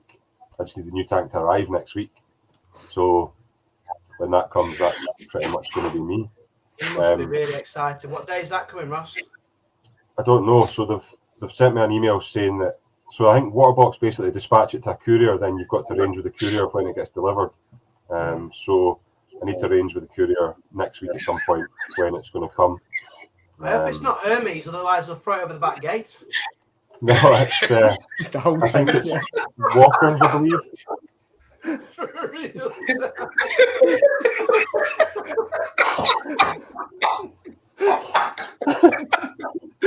I missed that one as well. Brilliant. You know what? I can't do these live streams anymore. It just makes me. I get stomachache with it all. Oh dear. Oh man. His comments are brilliant. Right, sorry, Jay. Jay's real tank. How do I change my was, name at the bottom there to Jay's real tank? That's what I need to do. I seen earlier Black Pearl was commenting saying that he's shutting his tank down, so I'm not quite sure why. I hope everything's all right there. So. Who's that? Black Pearl Reef had commented earlier saying he was shutting his tank down, so I don't know what's going on. I'm hoping that everything's all right. But he's going to the Nano side. That's what it'll be. He's watched this long enough now, Ross. He's going to get a Nano. That's what it is. Yeah, he feels left out, doesn't he? He knows it makes sense. He knows it makes sense. Yeah, that's what it is. So yeah, and full confession, I still actually have a gift card from last Christmas that I haven't used yet. So probably nothing for reef-related stuff. Okay. What am I just want to get a coral. I'm just going to buy a coral for Christmas. Because then you can look at it every time you look at your tank. You go, oh, that's from Christmas 2021. Okay. So that you can go. That brown one's from 20. That brown one's from 21. That brown one's from 2020. You just go through them. Yeah, but if you get a coral for like important like birthday or Christmas, then you don't forget that day, do you? That's if you don't almost kill it, Jay, isn't it? Well, yeah. Well, apparently they live forever, corals, don't they? But not in my tank. we can cut those life expectancies well short in there. Well, only on SPS. A couple of how's the torch doing, Jay, that you had to glue back together for your present that you got off the wife, mind? What's that? Remember you got a present off the wife, your torch coral, and you had to glue it back together again? Yeah. God, that was dicey moments, that was. The Holy Grail that I shattered into bits. It's typical though, isn't it? It's the most expensive one I had, and I smashed it to bits when it came. It's a skeleton. Because I was using the scissors to get it off the. Because I hate frag plugs. Somebody please come up with a better answer than frag plugs. I hate them. Anyway, so came off. I like snapped, and I was like, oh no, my whole world was sunk. You know what? I could imagine your face while it was like, Jay, when it happened. My head fell off when I did it. Honest to God. And I was like, oh no, I've just killed the bloody Holy Grail. What am I gonna do? And then my wife, she part funded it because I said it was an investment. Part funded it. I can actually just see Jay there with like a full Dragon's Den pitch of why she should invest in this new coral. It was £350 for the head. I paid £150, my missus paid £200, right? I thought I was going to have to explain to her what I'd done to this coral because I thought, I best fess up. But it was an investment because I said if it gets another head, that's another £350 back. 2 heads, 7. Well, you know how maths works. So I thought, well, when it gets a few more heads, we get the money back, won't we? But at the moment, it's just splitting into its second head. So that could be paying for next Christmas. Yeah. It's like Bitcoin. It is. Well, certainly the picture of the yellow tang and Bitcoin is correct. Yeah. Well, yeah. I think some of these corals, if you can grow them out, you can earn some serious money. Yeah, I must admit, I might get another torch for Christmas because I'm thinking of moving the floating aquascape into a purely torch tank, which will take quite a bit of investment. But I do fancy putting some more torches in it. So I don't know if you're aware, but if you're looking for a torch, there's a really nice one at Signature Frags. I can send you the link for it if you want. I saw it. Was it orange by any chance? But it was orange, yeah. You know what? That's a really good idea. You're idiots. Why have you done that? Hey, I messaged him already on that when he posted it. I was like, I need that torch. No matter what, I need one of them torches. I said to him, please, you know what I mean? I just need it, mate. I need one. You know what I mean? For sure. There's no doubt. You don't need the Ed Sheeran torch. Yeah, I need the Ed Sheeran torch, mate. I need it. Does it have a name, this orange torch? I don't know if he's named it or not. I just he's named it.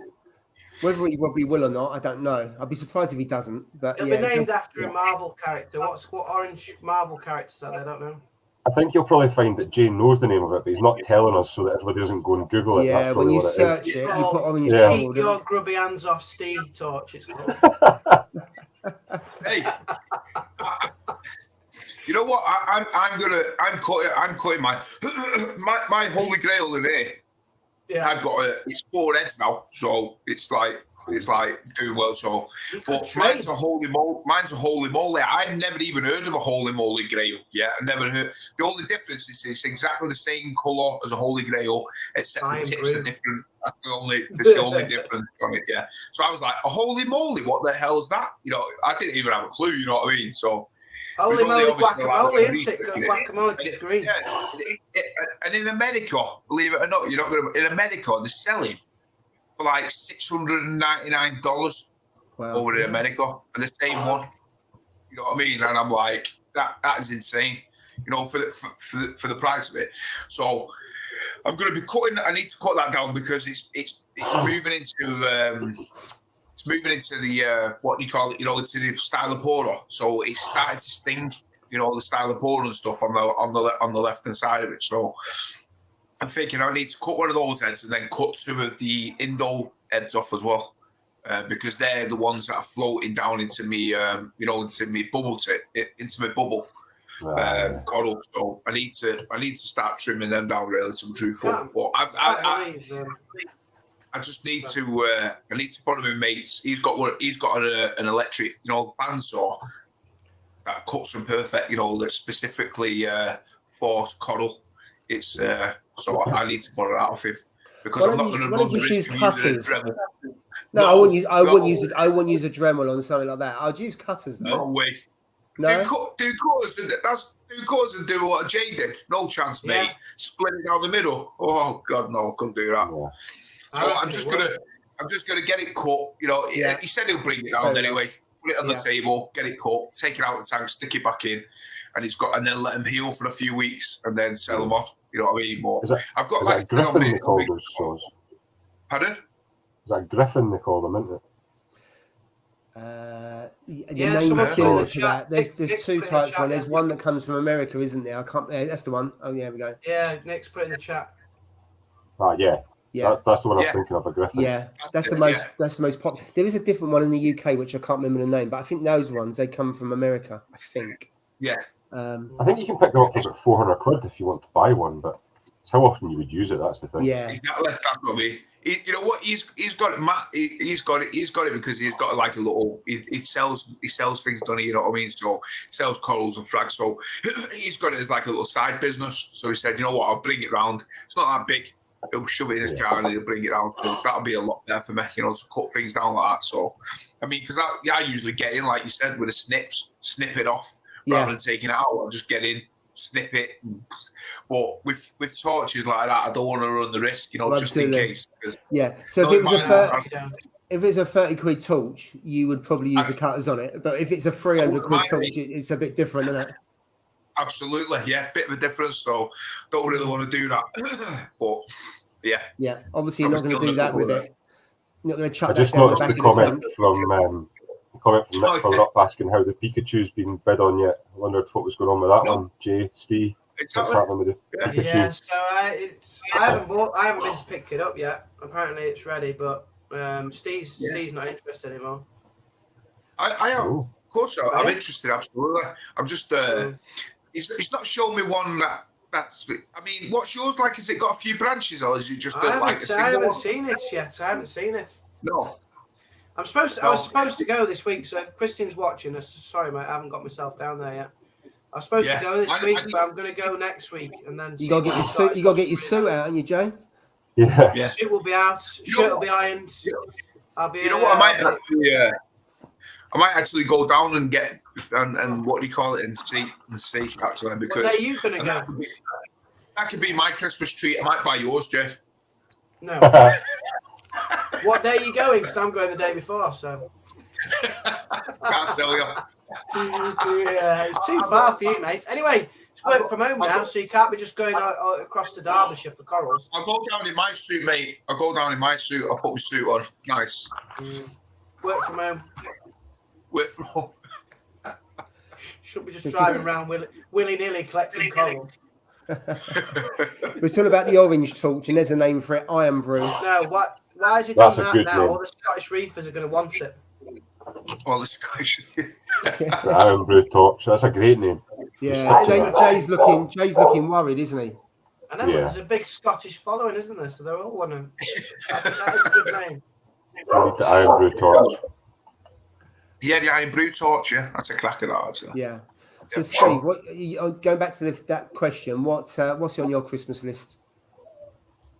A torch, one of those torches, or the Pikachu. I need one of them, mate. Why did you do this? No, seriously, when You I see just that here to wind me up.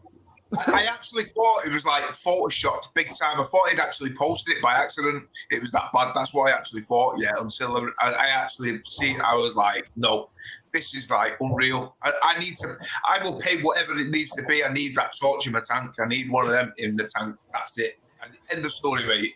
So if it means we're going into debt for it, then I'm gonna have to go into debt for it because I need to have that. I need to have it, mate. You know what I mean? You've got no room for it, Steve. You've got no room for it.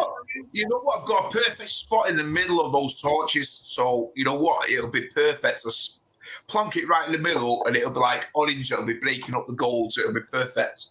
So I need to have one of those torches for sure, without a doubt. See, you need to watch with it though, because remember, orange corals can sometimes look brown in different lights. So you need to watch that it doesn't look like a brown coral. Fair point. You don't want a brown torch, do you, Jay? No. Jay, it'll go with the collection. It'll go well with the collection. You know, like when you collect football stickers, I'm collecting all the brown ones. Keep them all going. Hey, it's not that bad, Jay, is it? It's not that bad. No, mate. No, I've got. It's only my Acropora. The Acropora are just difficult in these little nanos. I can't. I'm not very good with the Acropora. That's the problem. What's the other ones called? The Digitata and the Anacropora. They're fine. They're loving life. Yeah. It's just the Acropora ones and the Tenuous. Oh my god, they're very very finicky little things. They are.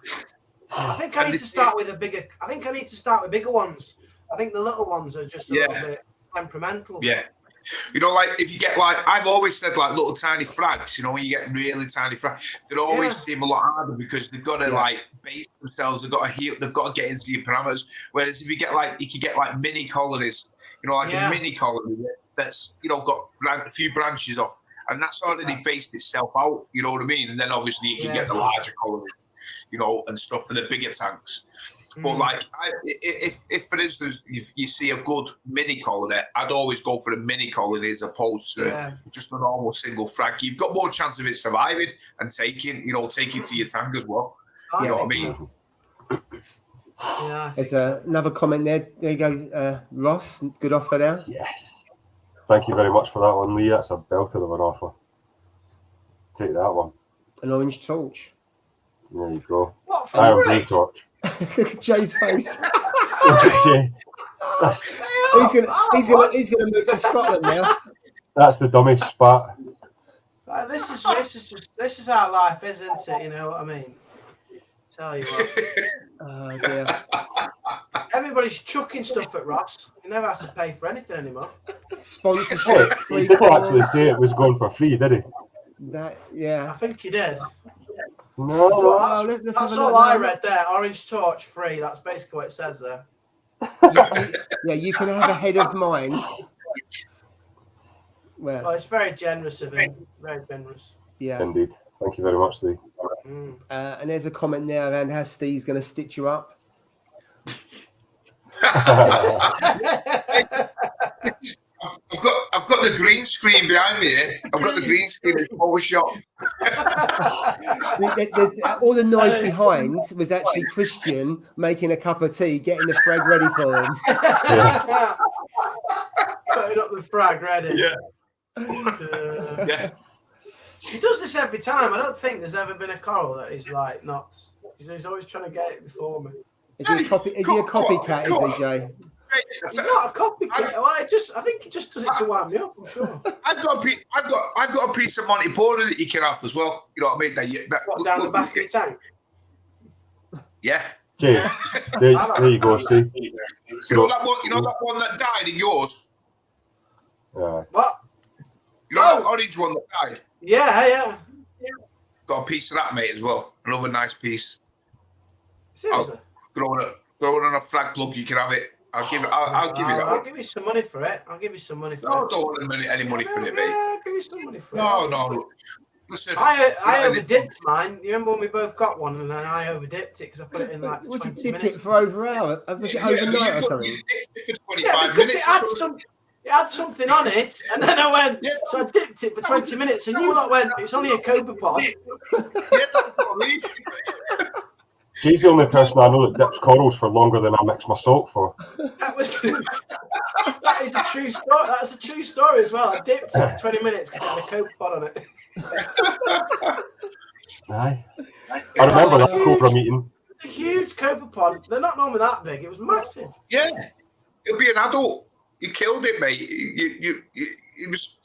And the coral. I didn't know what it was. It looked like a pest. I mean, my copepods are all like they're tiny when I bought them from the shop. They're not like that. This was a monster. This was huge. I don't know. I don't know what it was, but well, the coral's not here, and neither's the copepod. Oh dear. I'm just laughing there because there's a comment from one-armed reefer saying that it'll cost me a cuppa. So there you go, Jay. I'll be paying a cup of tea for that torch. I told you to pay for it, mate. Yeah, go to Jay's and get you a cup of Yorkshire tea. Yeah. Yeah, that's the best tea as well. Paul, you need to put the comment from Simple Aquariums on the screen. That's probably the best one I think we've seen tonight. Which one's that? All the way from Australia, if you can get the license as well. Oh, it would as well, wouldn't it? Brilliant. Well, thank you. So, we should get her on more often if she's going to give me corals. That'd be brilliant. I love that, especially the Aussie corals. They're some of the best. Hey Jay, there's a suggestion there for it was next lovely video. to see her last week. Anyway, it was lovely to have her on last week. I really enjoyed that. Absolutely. It was much better than this one, where everyone's just telling me they're going to buy the corals that I want. But you keep on telling us what corals you want. Well, because you asked me, you always say, well, "What are you going to buy?"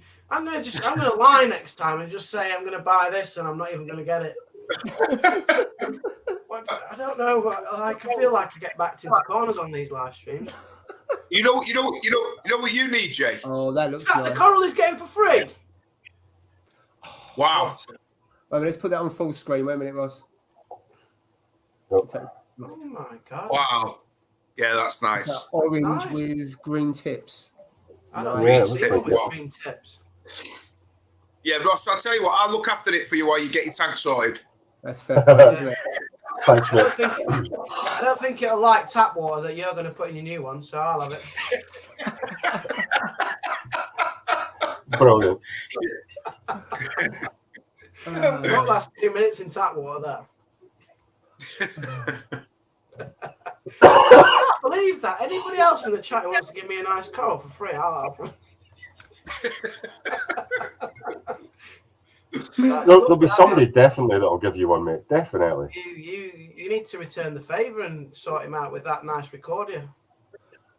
Oh, I actually need that to split so I can get your name's on one of them. To be fair, Is it? I've been asking for one of them for a while. So 2019, just think that was about. It's still not split yet. It's split into loads of bits, but they're all on the one bit of rock, so I can't get them off. Yeah, mine does that actually. How do you separate them off the? They're all grabbing onto one bit of rock. Yeah, that's what mine's is doing. Yeah, mine does that. So it's like a flower all the way around. Yeah. Yeah, you can just get a little knife. You can get a little knife or something and just get underneath the foot and just flick it off. So I'm going to go back to a comment here from Black Pearl Reef, and I'm going to put you on the spot, Jay, and ask when the next video is going to be. Who said that? No, it was an idea for your next video, and then Ross is saying, when is the next video? I don't know actually. I haven't made one recently. I haven't done much filming either. I'll do one. I'll do one soon at some point. I need to do one. Good man. All me what is it? The stats on YouTube have all crashed basically now. Because it's been that long. I think it's about 6-7 weeks. Yeah, it's the algorithm. It's been a long time, mate, since I've made a video. Yeah. Wow. To be honest, I've been really busy at work. I know people will make me laugh because I'm a teacher and everybody goes, "Oh, you never do any work.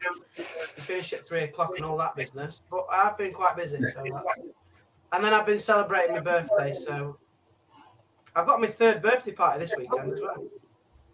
You like the Queen, mate? You like the Queen? Celebrating only 41 today, as you know. It's very. Hey, I know, mate. I know that for sure. So is it a birthday party or is it a business meeting? It's a business meeting at the pub, and we're going to watch Derby County play football on Saturday. You're going to the game, are you? Going to the game, yeah. So I'll send you a picture from the stands, like I normally do. Yeah, like you usually do. So yeah, that's why I haven't got a video, but I will put a video out at some point. I want to get one out before Christmas. A little Christmas kind of, a Christmas special maybe tomorrow. You go, Jay. There's a first offer of a free coral in the chat, mate. Oh, is that? I'll have it. What is it? NB Reefing is giving it to you. Oh, no. The special one. Now, I think I've had beginner's luck here because I've not had Aptasia, and it's everybody gets it. You're jinxing it there. You only said it. Don't jinx it. Said it. I've got Aptasia in my way the size of me anemone. I'm not lying to you. It's weird, mate. It's strange. But I don't want them, obviously, but I've got really lucky. In the tank, that pops up. You avoid it? 20-minute dips.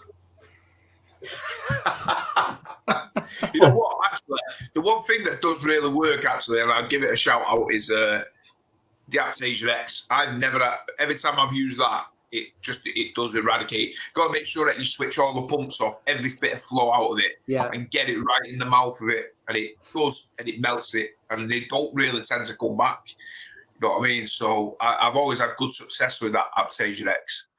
Never had an issue, but there's loads of different people saying squirt lemon juice. Is it lemon juice or something, or calquas, stuff like that? Putting them on it and stuff.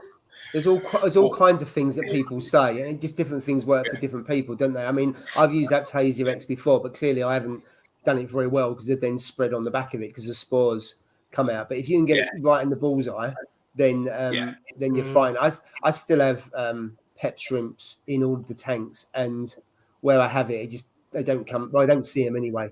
The peppermint shrimps, just get rid of them. But you've done it well. Sorry, go on, Ross. No, I had it. It came in on one of the frags that I bought, and it kind of kept growing, and I used that Aptasia X. And like you say, if you get it right in the mouth of it, you actually see it. It kind of sucks it all in, and then it explodes, and it just bursts, and that's it done. But what I found was there was still some pores spreading. So I got a peppermint shrimp, put that in, and to this day I've never seen another one. The peppermint shrimp's massive now, and the Aptasia's completely gone. So I think peppermint shrimp for me has made a big difference anyway. Yeah, and I never see the peppermint shrimps during the day. It's only during the night. If I go into the garage or walk past a tank, they're out and about. But very rarely do I see them. Mine comes out during feeding time. So when I feed the fish, the peppermint shrimp comes out as well. It's got a wee hole that it hides in. It comes out at feeding time, and then at night time, like you say, I've got that little blue torch. I've put that on at night time. I can see it hovering about the tank. But during the day, it's hidden until feeding time, and then it comes out. Yeah. Someone else said about a file fish. I've used a file fish before, but not where I've had corals. So I have heard of them. They've got a bit of a taste for corals. I know Colette had problems, didn't she? With they certainly like fleshy, like trackies and stuff like that. The fleshy corals they seem to go for, but also zoas I've heard as well. And then there's this new gadget, isn't there? So I've seen this where you use a laser. And I think me and Ross was talking about this when I was up in Scotland, and I paid you a visit around. It goes through so it's a laser and it burns it, but it goes through the glass. And I'm thinking, would it do any damage to the glass? Or if a fish goes in front of it, would it hurt the fish? I know maybe being really naive, but I'm sitting here thinking, all of a sudden it zaps your fish and cuts it in half or something like that. That's a bit extreme, but you imagine sitting there, my fish, my yellow tang. I actually think from reading on it, I believe they're waterproof now, so you can put them underwater, I think. Could be wrong on that one, but I think they're waterproof. Yeah, I've heard that as well. I mean, and they're fairly new, so I don't know how good they are. Nano Sugar Reef. Is that 299 from Charterhouse? What is that? Is that about later? Yeah. Yeah. Mm-hmm. Wow. Yeah, that's the laser. Yeah. So it's right if you're gonna rent it out, but it's a lot of money. But then I suppose if he gets rid of all of them, then wow, yeah, I know. I know when I was money. speaking to Dom a while back, he's talking about renting one out basically. So Dom's going to buy one and then rent it out to people who want to use it. So you could basically rent it off Dom and have a shot of it. Yeah, yeah. I'd do that if it had an issue for sure. But I don't think I'd pay £299 for a laser. It's a lot of money. That I don't know. Yeah, I find with peppermint shrimps they can take a while to have an effect, and also they don't. I've not seen them eat really large Aptasia. They go for smaller ones, and I suspect they go for the spores and the really small ones you can't see first. That way you don't think it's making a difference, and then all of a sudden they'll start chomping on the slightly bigger ones, but the really large ones they won't touch. So I've seen people use Aptasia X with peppermint shrimps.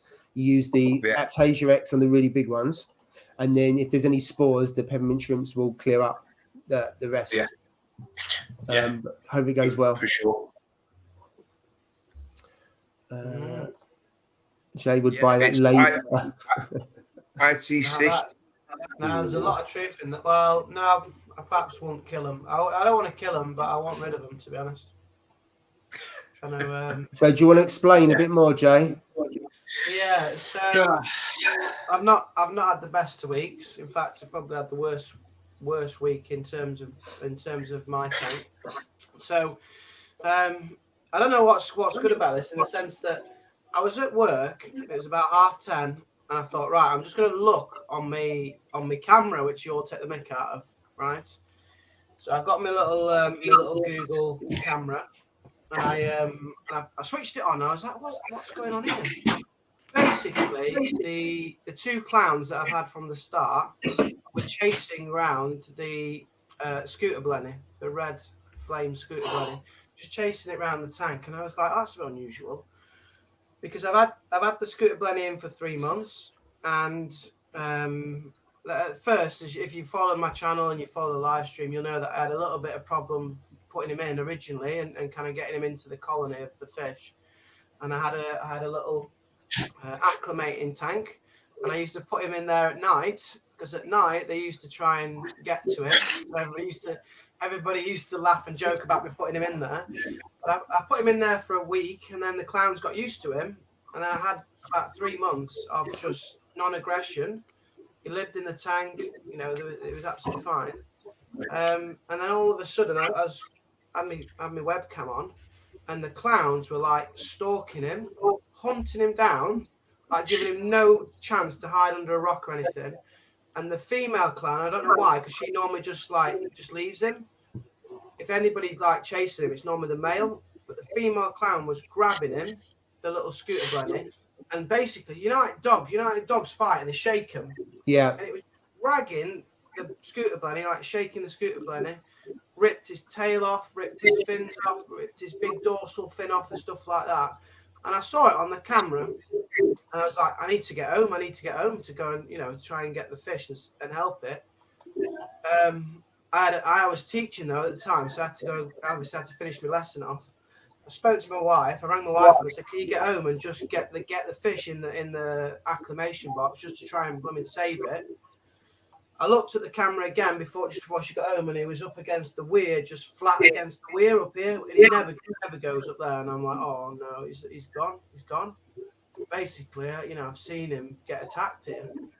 Anyway, my wife gets home. She puts him in the acclimation box, and he's absolutely battered, and he's just barely breathing, basically. Ross said to me, get a tube for him, to kind of give him a shelter so he can hide in there. He's not stressed. So I did that on the night, and then the following morning when I woke up, he was gone. He was just passed away, and it's just horrible. So he was the last fish that I put in. My favourite fish and all that.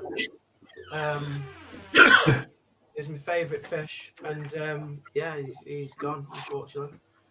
So there's one thing I can't stand in life, and that's bullies, and that's basically what they've done to him. They've just bullied him to death. So I don't want that. I don't want them dead. I mean, they're really nice fish, but I don't want them in the tank. I want them on. I want them gone now. You know what it could be though, Jay, as well. You know, it could be territorial because they could be like, you know, coming into like spawning and stuff like that. Yeah.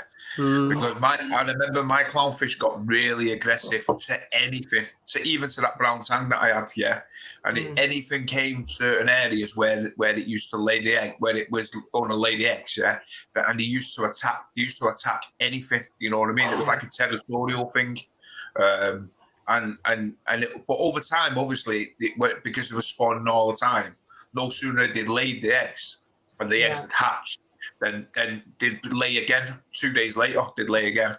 And I think over time, as they mature and stuff, they lose that snappiness, that aggression. Do you know what I mean? But I think at the beginning, 100% my clownfish were like, because I nicknamed them the Cray twins, because they were absolutely vicious. They were just vile, horrible things. I wanted them out, you know, out in the tank. And I think it's definitely as they get older, they reach a mature age, they want to spawn, and they've got that territorial. It's like any animal in it, like lions and stuff like that. Yeah, they have that instinct where this is my domain, and they'll do anything, and you know what I mean, to get rid of whoever approaches. Do you know what I mean? But yeah, we've lost Joe. I definitely had that. It was an issue. You know what I mean? So, but like I said, over time they do get a lot better. But clownfish are. They're the damsel, aren't they? You know what I mean? They're vicious by nature. Everybody says stay away from damsels. Like the blue damsels, stay away from them. Don't get them. And yet we all buy clownfish that are a damsel. You know what I mean? So, you know, they've got the traits of being aggressive for sure. You know what I mean? I won't make that mistake again. I won't get a pair of clowns again. Once these have gone, I'm just going to... Obviously, once I've rehomed them, then I won't have them again. Because, like you say, Steve, I think it might be that she never went for him. It used to be the male that used to chase him. She never was interested, but maybe she was kind of thinking about laying eggs. So that's the only thing. It will be, mate. I reckon, honest to God, within the next month or so, or whatever, maybe before that, I reckon they'll, what do you call it? You know, I reckon they'll lay eggs. You know what? That'll be my guess. That they're establishing the territory. You know what I mean? They're establishing, like, even, you know, because like you said, it might have just crossed, you know, gone into its thing, and then that's it. For the female, it's like, right, I've had enough, and it's just gone at it and not stopped, like you said, ragging it. You know what I mean? And once it gets into that mindset of things, you know what I mean? But the thing is, as well, with scooter blennies, apparently they don't have territories. So clowns, they form territories. Where he just wanders, obviously in his nature, he just wanders the tank, not thinking anything of it, and then obviously that's why he's got attacked. I think that's it. He's gone on their territory, because I have that with the clowns in here. Nothing goes near them, and I have got 7 Springer damsels as well, and they're good as gold. But they all, because it's a 5-foot tank, they're all. Whereas I first put them in, they were together and they schooled. Now they're all dotted around and they're permanently in their spot unless it's feeding time. And the clowns don't go any more than about 2 foot. And this point here about 2 by 2. My clowns don't go anywhere near the middle of the tank, which is about 2.5 feet, unless it's feeding time. So that's a fair point around how territorial they are, and they are vicious. If I put my hand in, they will go for me, and if I go in my hands where the damsels are, the Springer damsels, they will go. They all have they have the similar characteristics. Yet everyone seems to love clownfish and put them in as their first fish, but I mean, I haven't seen the clowns attack the other fish, to be fair. But if they go into their territory, they do attack them. Yeah, but don't you think, like MB Reef is put here? Like he's put down like clowns of the wild not have territories around 2 foot by 2 foot. But don't you think? Don't you? But believe it or not, clownfish are very clever, mate. You know what? They're very, very clever. And don't you think that they adapt to their environment that they're in? So if they're in like a spot, like say for instance my clowns, they will stay exactly like you said in a 2 foot in that 2 foot area. They'll stay there. They won't move out of it. You know what I mean? Other than feeding if they got to get some food, but then they'll go back to the same spot. With a nano tank, it's a smaller area, so obviously they've got to adapt to that area. They've got to get themselves, you know, into that mindset of like, oh, this is our living area. This is where we've got a thing. So if anything goes into their territory, albeit it's a small tank, they're going to attack it. You know what I mean? 100% they're going to attack it. You know, my missus told me and said to me when I was working on the buses, in tears there enough, one of the yellowtail damsels is being eaten alive, and I'm like, what do you mean being eaten alive? I'm like, what? I thought she was exaggerating. I said, what do you mean eaten alive? So she was like, I'll film it, and she filmed it. Because obviously I was driving and I pulled over. She filmed it, sent me the video, and no word of a lie, it was actually being ate by the clownfish, by the female clownfish. Like the tail had completely gone. The tail had gone. And I'm like, oh my God, this is like, and it strayed right in this area where she laid her eggs, where she was laying her eggs. And that was it, unfortunately. Do you know what I mean? But it's awful when you lose power because you blame yourself. You know what I mean, Jay? You blame yourself, don't you? But it's not your fault, mate. You know what I mean? It's just one of those things that happens. You can't blame yourself. It's weird. There's two things that are weird about it. One, that it happened in the daytime. Whenever there's been aggression, it's normally in the evening. That's why I used to put him in the box at the start. And then I don't normally look at my camera. Something made me look at my camera. I don't know if it's spirituality stuff now. But why I was looking at the camera at that point, I don't normally look at it all week. I saw it happening, but I just couldn't quite get back to help him, which I'm a bit gutted about because obviously he is a top fish. Yeah. But I would never put clowns in again first. I'm with you. I wouldn't have another. I wouldn't start another tank and have clownfish. So I've got them in 2 tanks because I had them years ago. But the other tank I haven't got clowns in, and I won't put them in because I just think they're too disruptive. That's just my personal view. I mean, I like the look of them and that, but I just personally not a fish I would have any more. I just find them too aggressive. So many other nice fish that that more I don't know, placid. Well, you're looking for community fish that don't have any aggression. You can have something that's really passive, but you get the odd one that's a rogue. But with clowns, there's a good chance it's going to be aggressive at some point. Yeah. I mean, I think it was Cotty's Reef put a comment saying every time puts his hand in it draws blood. So I've seen so many people actually with blood running in their hand that have been bit with their clowns. Yeah, sure. Yeah, mine goes for me. It hasn't drawn blood, but it does go for me if I'm cleaning the bottom of the tank where I've got a bit of algae that I can't get the blade to get it out. Mine do when I go near it. If I put my hand in, say for instance, I'm doing some maintenance on the corals and stuff, then they don't go to set above. If I go anywhere near where they lay their eggs, even if there's no eggs there, they'll go for it. They'll attack me. Both of them will attack me at the same time. You know what I mean? But whereas if I put my hand in closer to the glass while I'm cleaning it, scraping it, then they don't bother. And it's true. It boils down to territorial. They're just territorial fish. That's all they are. You know what I mean? They're protecting the space. They're protecting where they live. You know what I mean? And that's it. And if you stray, then obviously they don't. They just look at it. Who's this person? Who's this thing? You know what I mean? And they just sadly just go for it. You know what I mean? It's just a shame, really. But I totally agree. If I ever set up another tank and these passed away, I would never get a pair of clownfish ever, never again myself. So what's your plan to do, Jay? What are you going to do? Or if you did, what's that? Sorry. What are you planning on doing? So I want to rehome them. So I originally bought them from Salah Marine. I mean, they're perfectly healthy fish and they're paired up. So somebody who wants a pair of, after watching this live stream, probably won't want a pair of clownfish. But I think as well there is a difference between putting them in first and then putting them in last. As well. So again, if you put them in last, I believe that they're less dominant because obviously territories have been formed, whereas mine were the first in. So they're just, like Steve said, they're just protecting their home. That is true because the damsels I put in, I haven't put any more fish in since, and I deliberately made them the last fish because other fish then don't go into the tank and go into their territory because the whole community knows it's got its space. It knows where the pecking order is, blah, blah, blah. Whereas if I put some other more timid fish in and they went into where the damsels were, I suspect they would chase them off at least.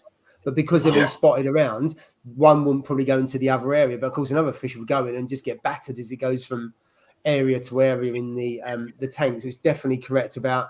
And people say I think people sometimes put tangs in last because they can be aggressive as well. So people say you put your most peaceful fishing first, and then you build it up from there. Whereas other people put tangs in first. So again, it's people do different things, but certainly people recommend about putting the most aggressive fish in last. So I wouldn't add it. I mean, closing it down anyways, but I wouldn't put any more fish in there. It's just not worth the egg. I know there's a good chance it would kick off. But I love the damsel, the blue ones. The colours are stunning.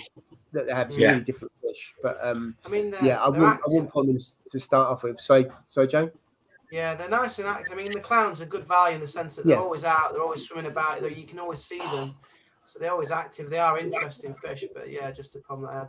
But I got them from Seller Marine, so maybe trying to get them back to Seller Marine, or maybe if because Christian's now selling fish, so he might take them off me if I ask him. But I'd like, and that's if Nessie's will sell me it, I'd like a male and a female scooter blenny to go back in if I get the clowns out. I absolutely love those fish. They're character, lovely fish, and it's not because you can't replace the one that I've lost because he was a cool little fish. But I do want that fish. Just Mateus, good, best of luck for tomorrow, young man. And speak to you soon. Tomorrow, go and smash it tomorrow. Yeah, good luck. We're all here for you, mates. We're all here. Yeah, absolutely. Yeah, absolutely. God bless. Just a couple of comments here. Gengai Cardinal. So I've got them, and they've been really peaceful fish, really nice. And the ones I've got are ones I've bred in the tank. But then another next comment here is one that in a Nano, and it killed a black-tailed tamarin. So there's probably no guarantee. As I said earlier, you get a rogue fish.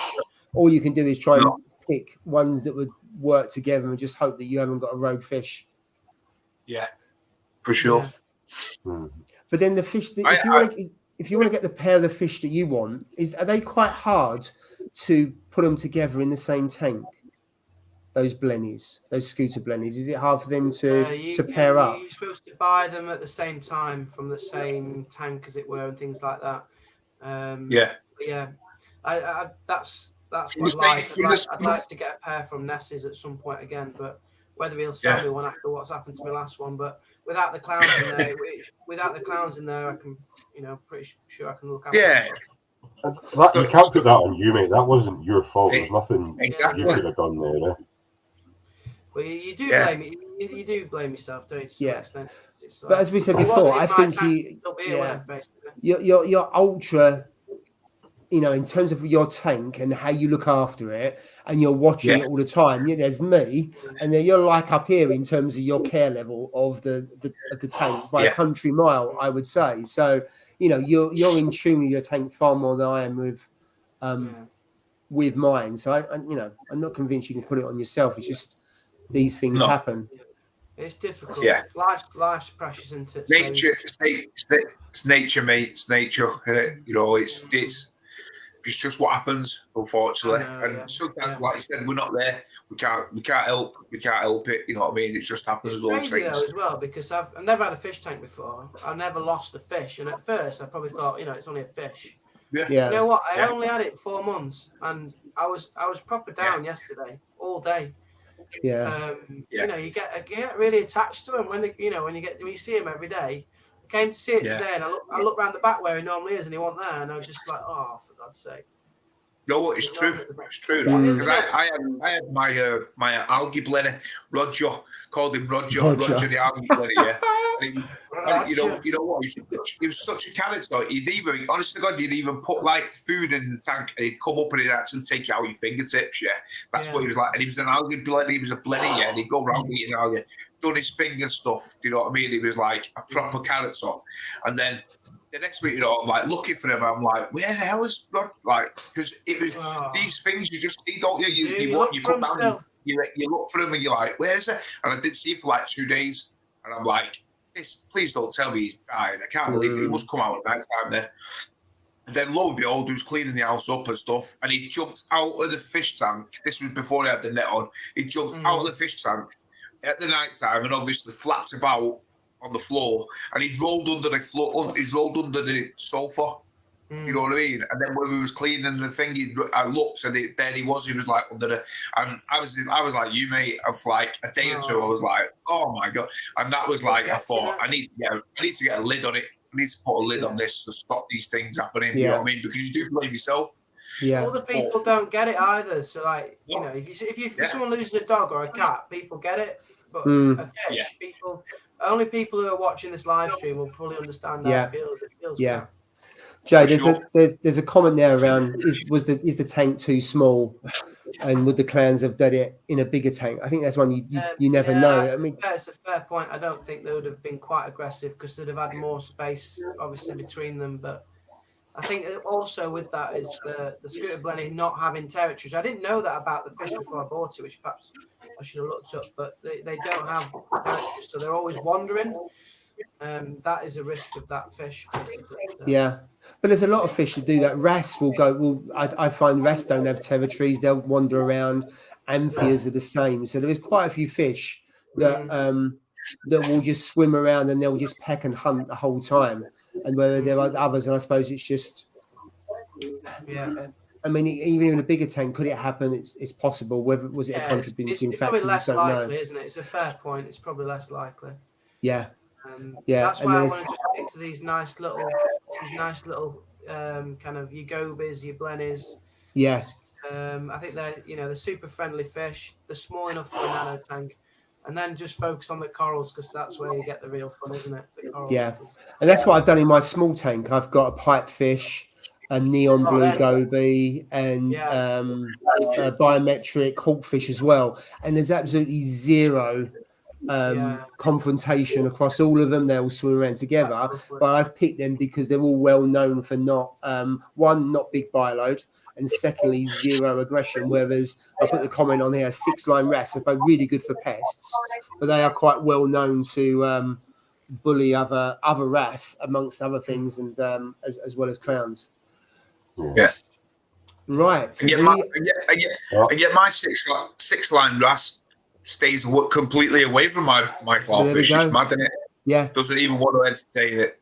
Yeah, and you've got a good one, and the others have ones that are absolute beasts and just batter anything in sight. Absolutely, mate. Absolutely. Right, we are up. Anyway, Jay, I was really sorry to hear that yesterday. I know we talked a little bit, and then you went a bit silent yesterday as well. So I did fear the worst, and we talked about that you went silent, which is unusual, but you'll bounce back. Thanks, absolutely. Again. That's what this community is about. Bring us back. For sure. Yeah, absolutely. Right. Thank you very much, guys, for joining, and also everyone in the chat and everyone who's joined this evening. Next week, which is our final show before Christmas and also the new year. If I can point down that way, whatever way it is, it's to we're all in different directions. So we're with Steve for the final one of the year. And stay tuned to see if the ironing board makes an appearance. You know what? I think we should have a Christmas. I think we should definitely have a Christmas drink. Well, we can have a party, can't we? Because we're a Christmas reefing party. Yeah, we had a mince pie and what we'll have next week, hey? Yeah, that sounds good. Santa Claus goggles off. You never know. I have a feeling this one could get messy again. Oh dear, yeah. If we're lucky. Right. Anyway, have a great weekend, everyone. Thank you for watching, and we will see you next Friday. Thanks for joining. Bye for now. Cheers, guys. Bye-bye.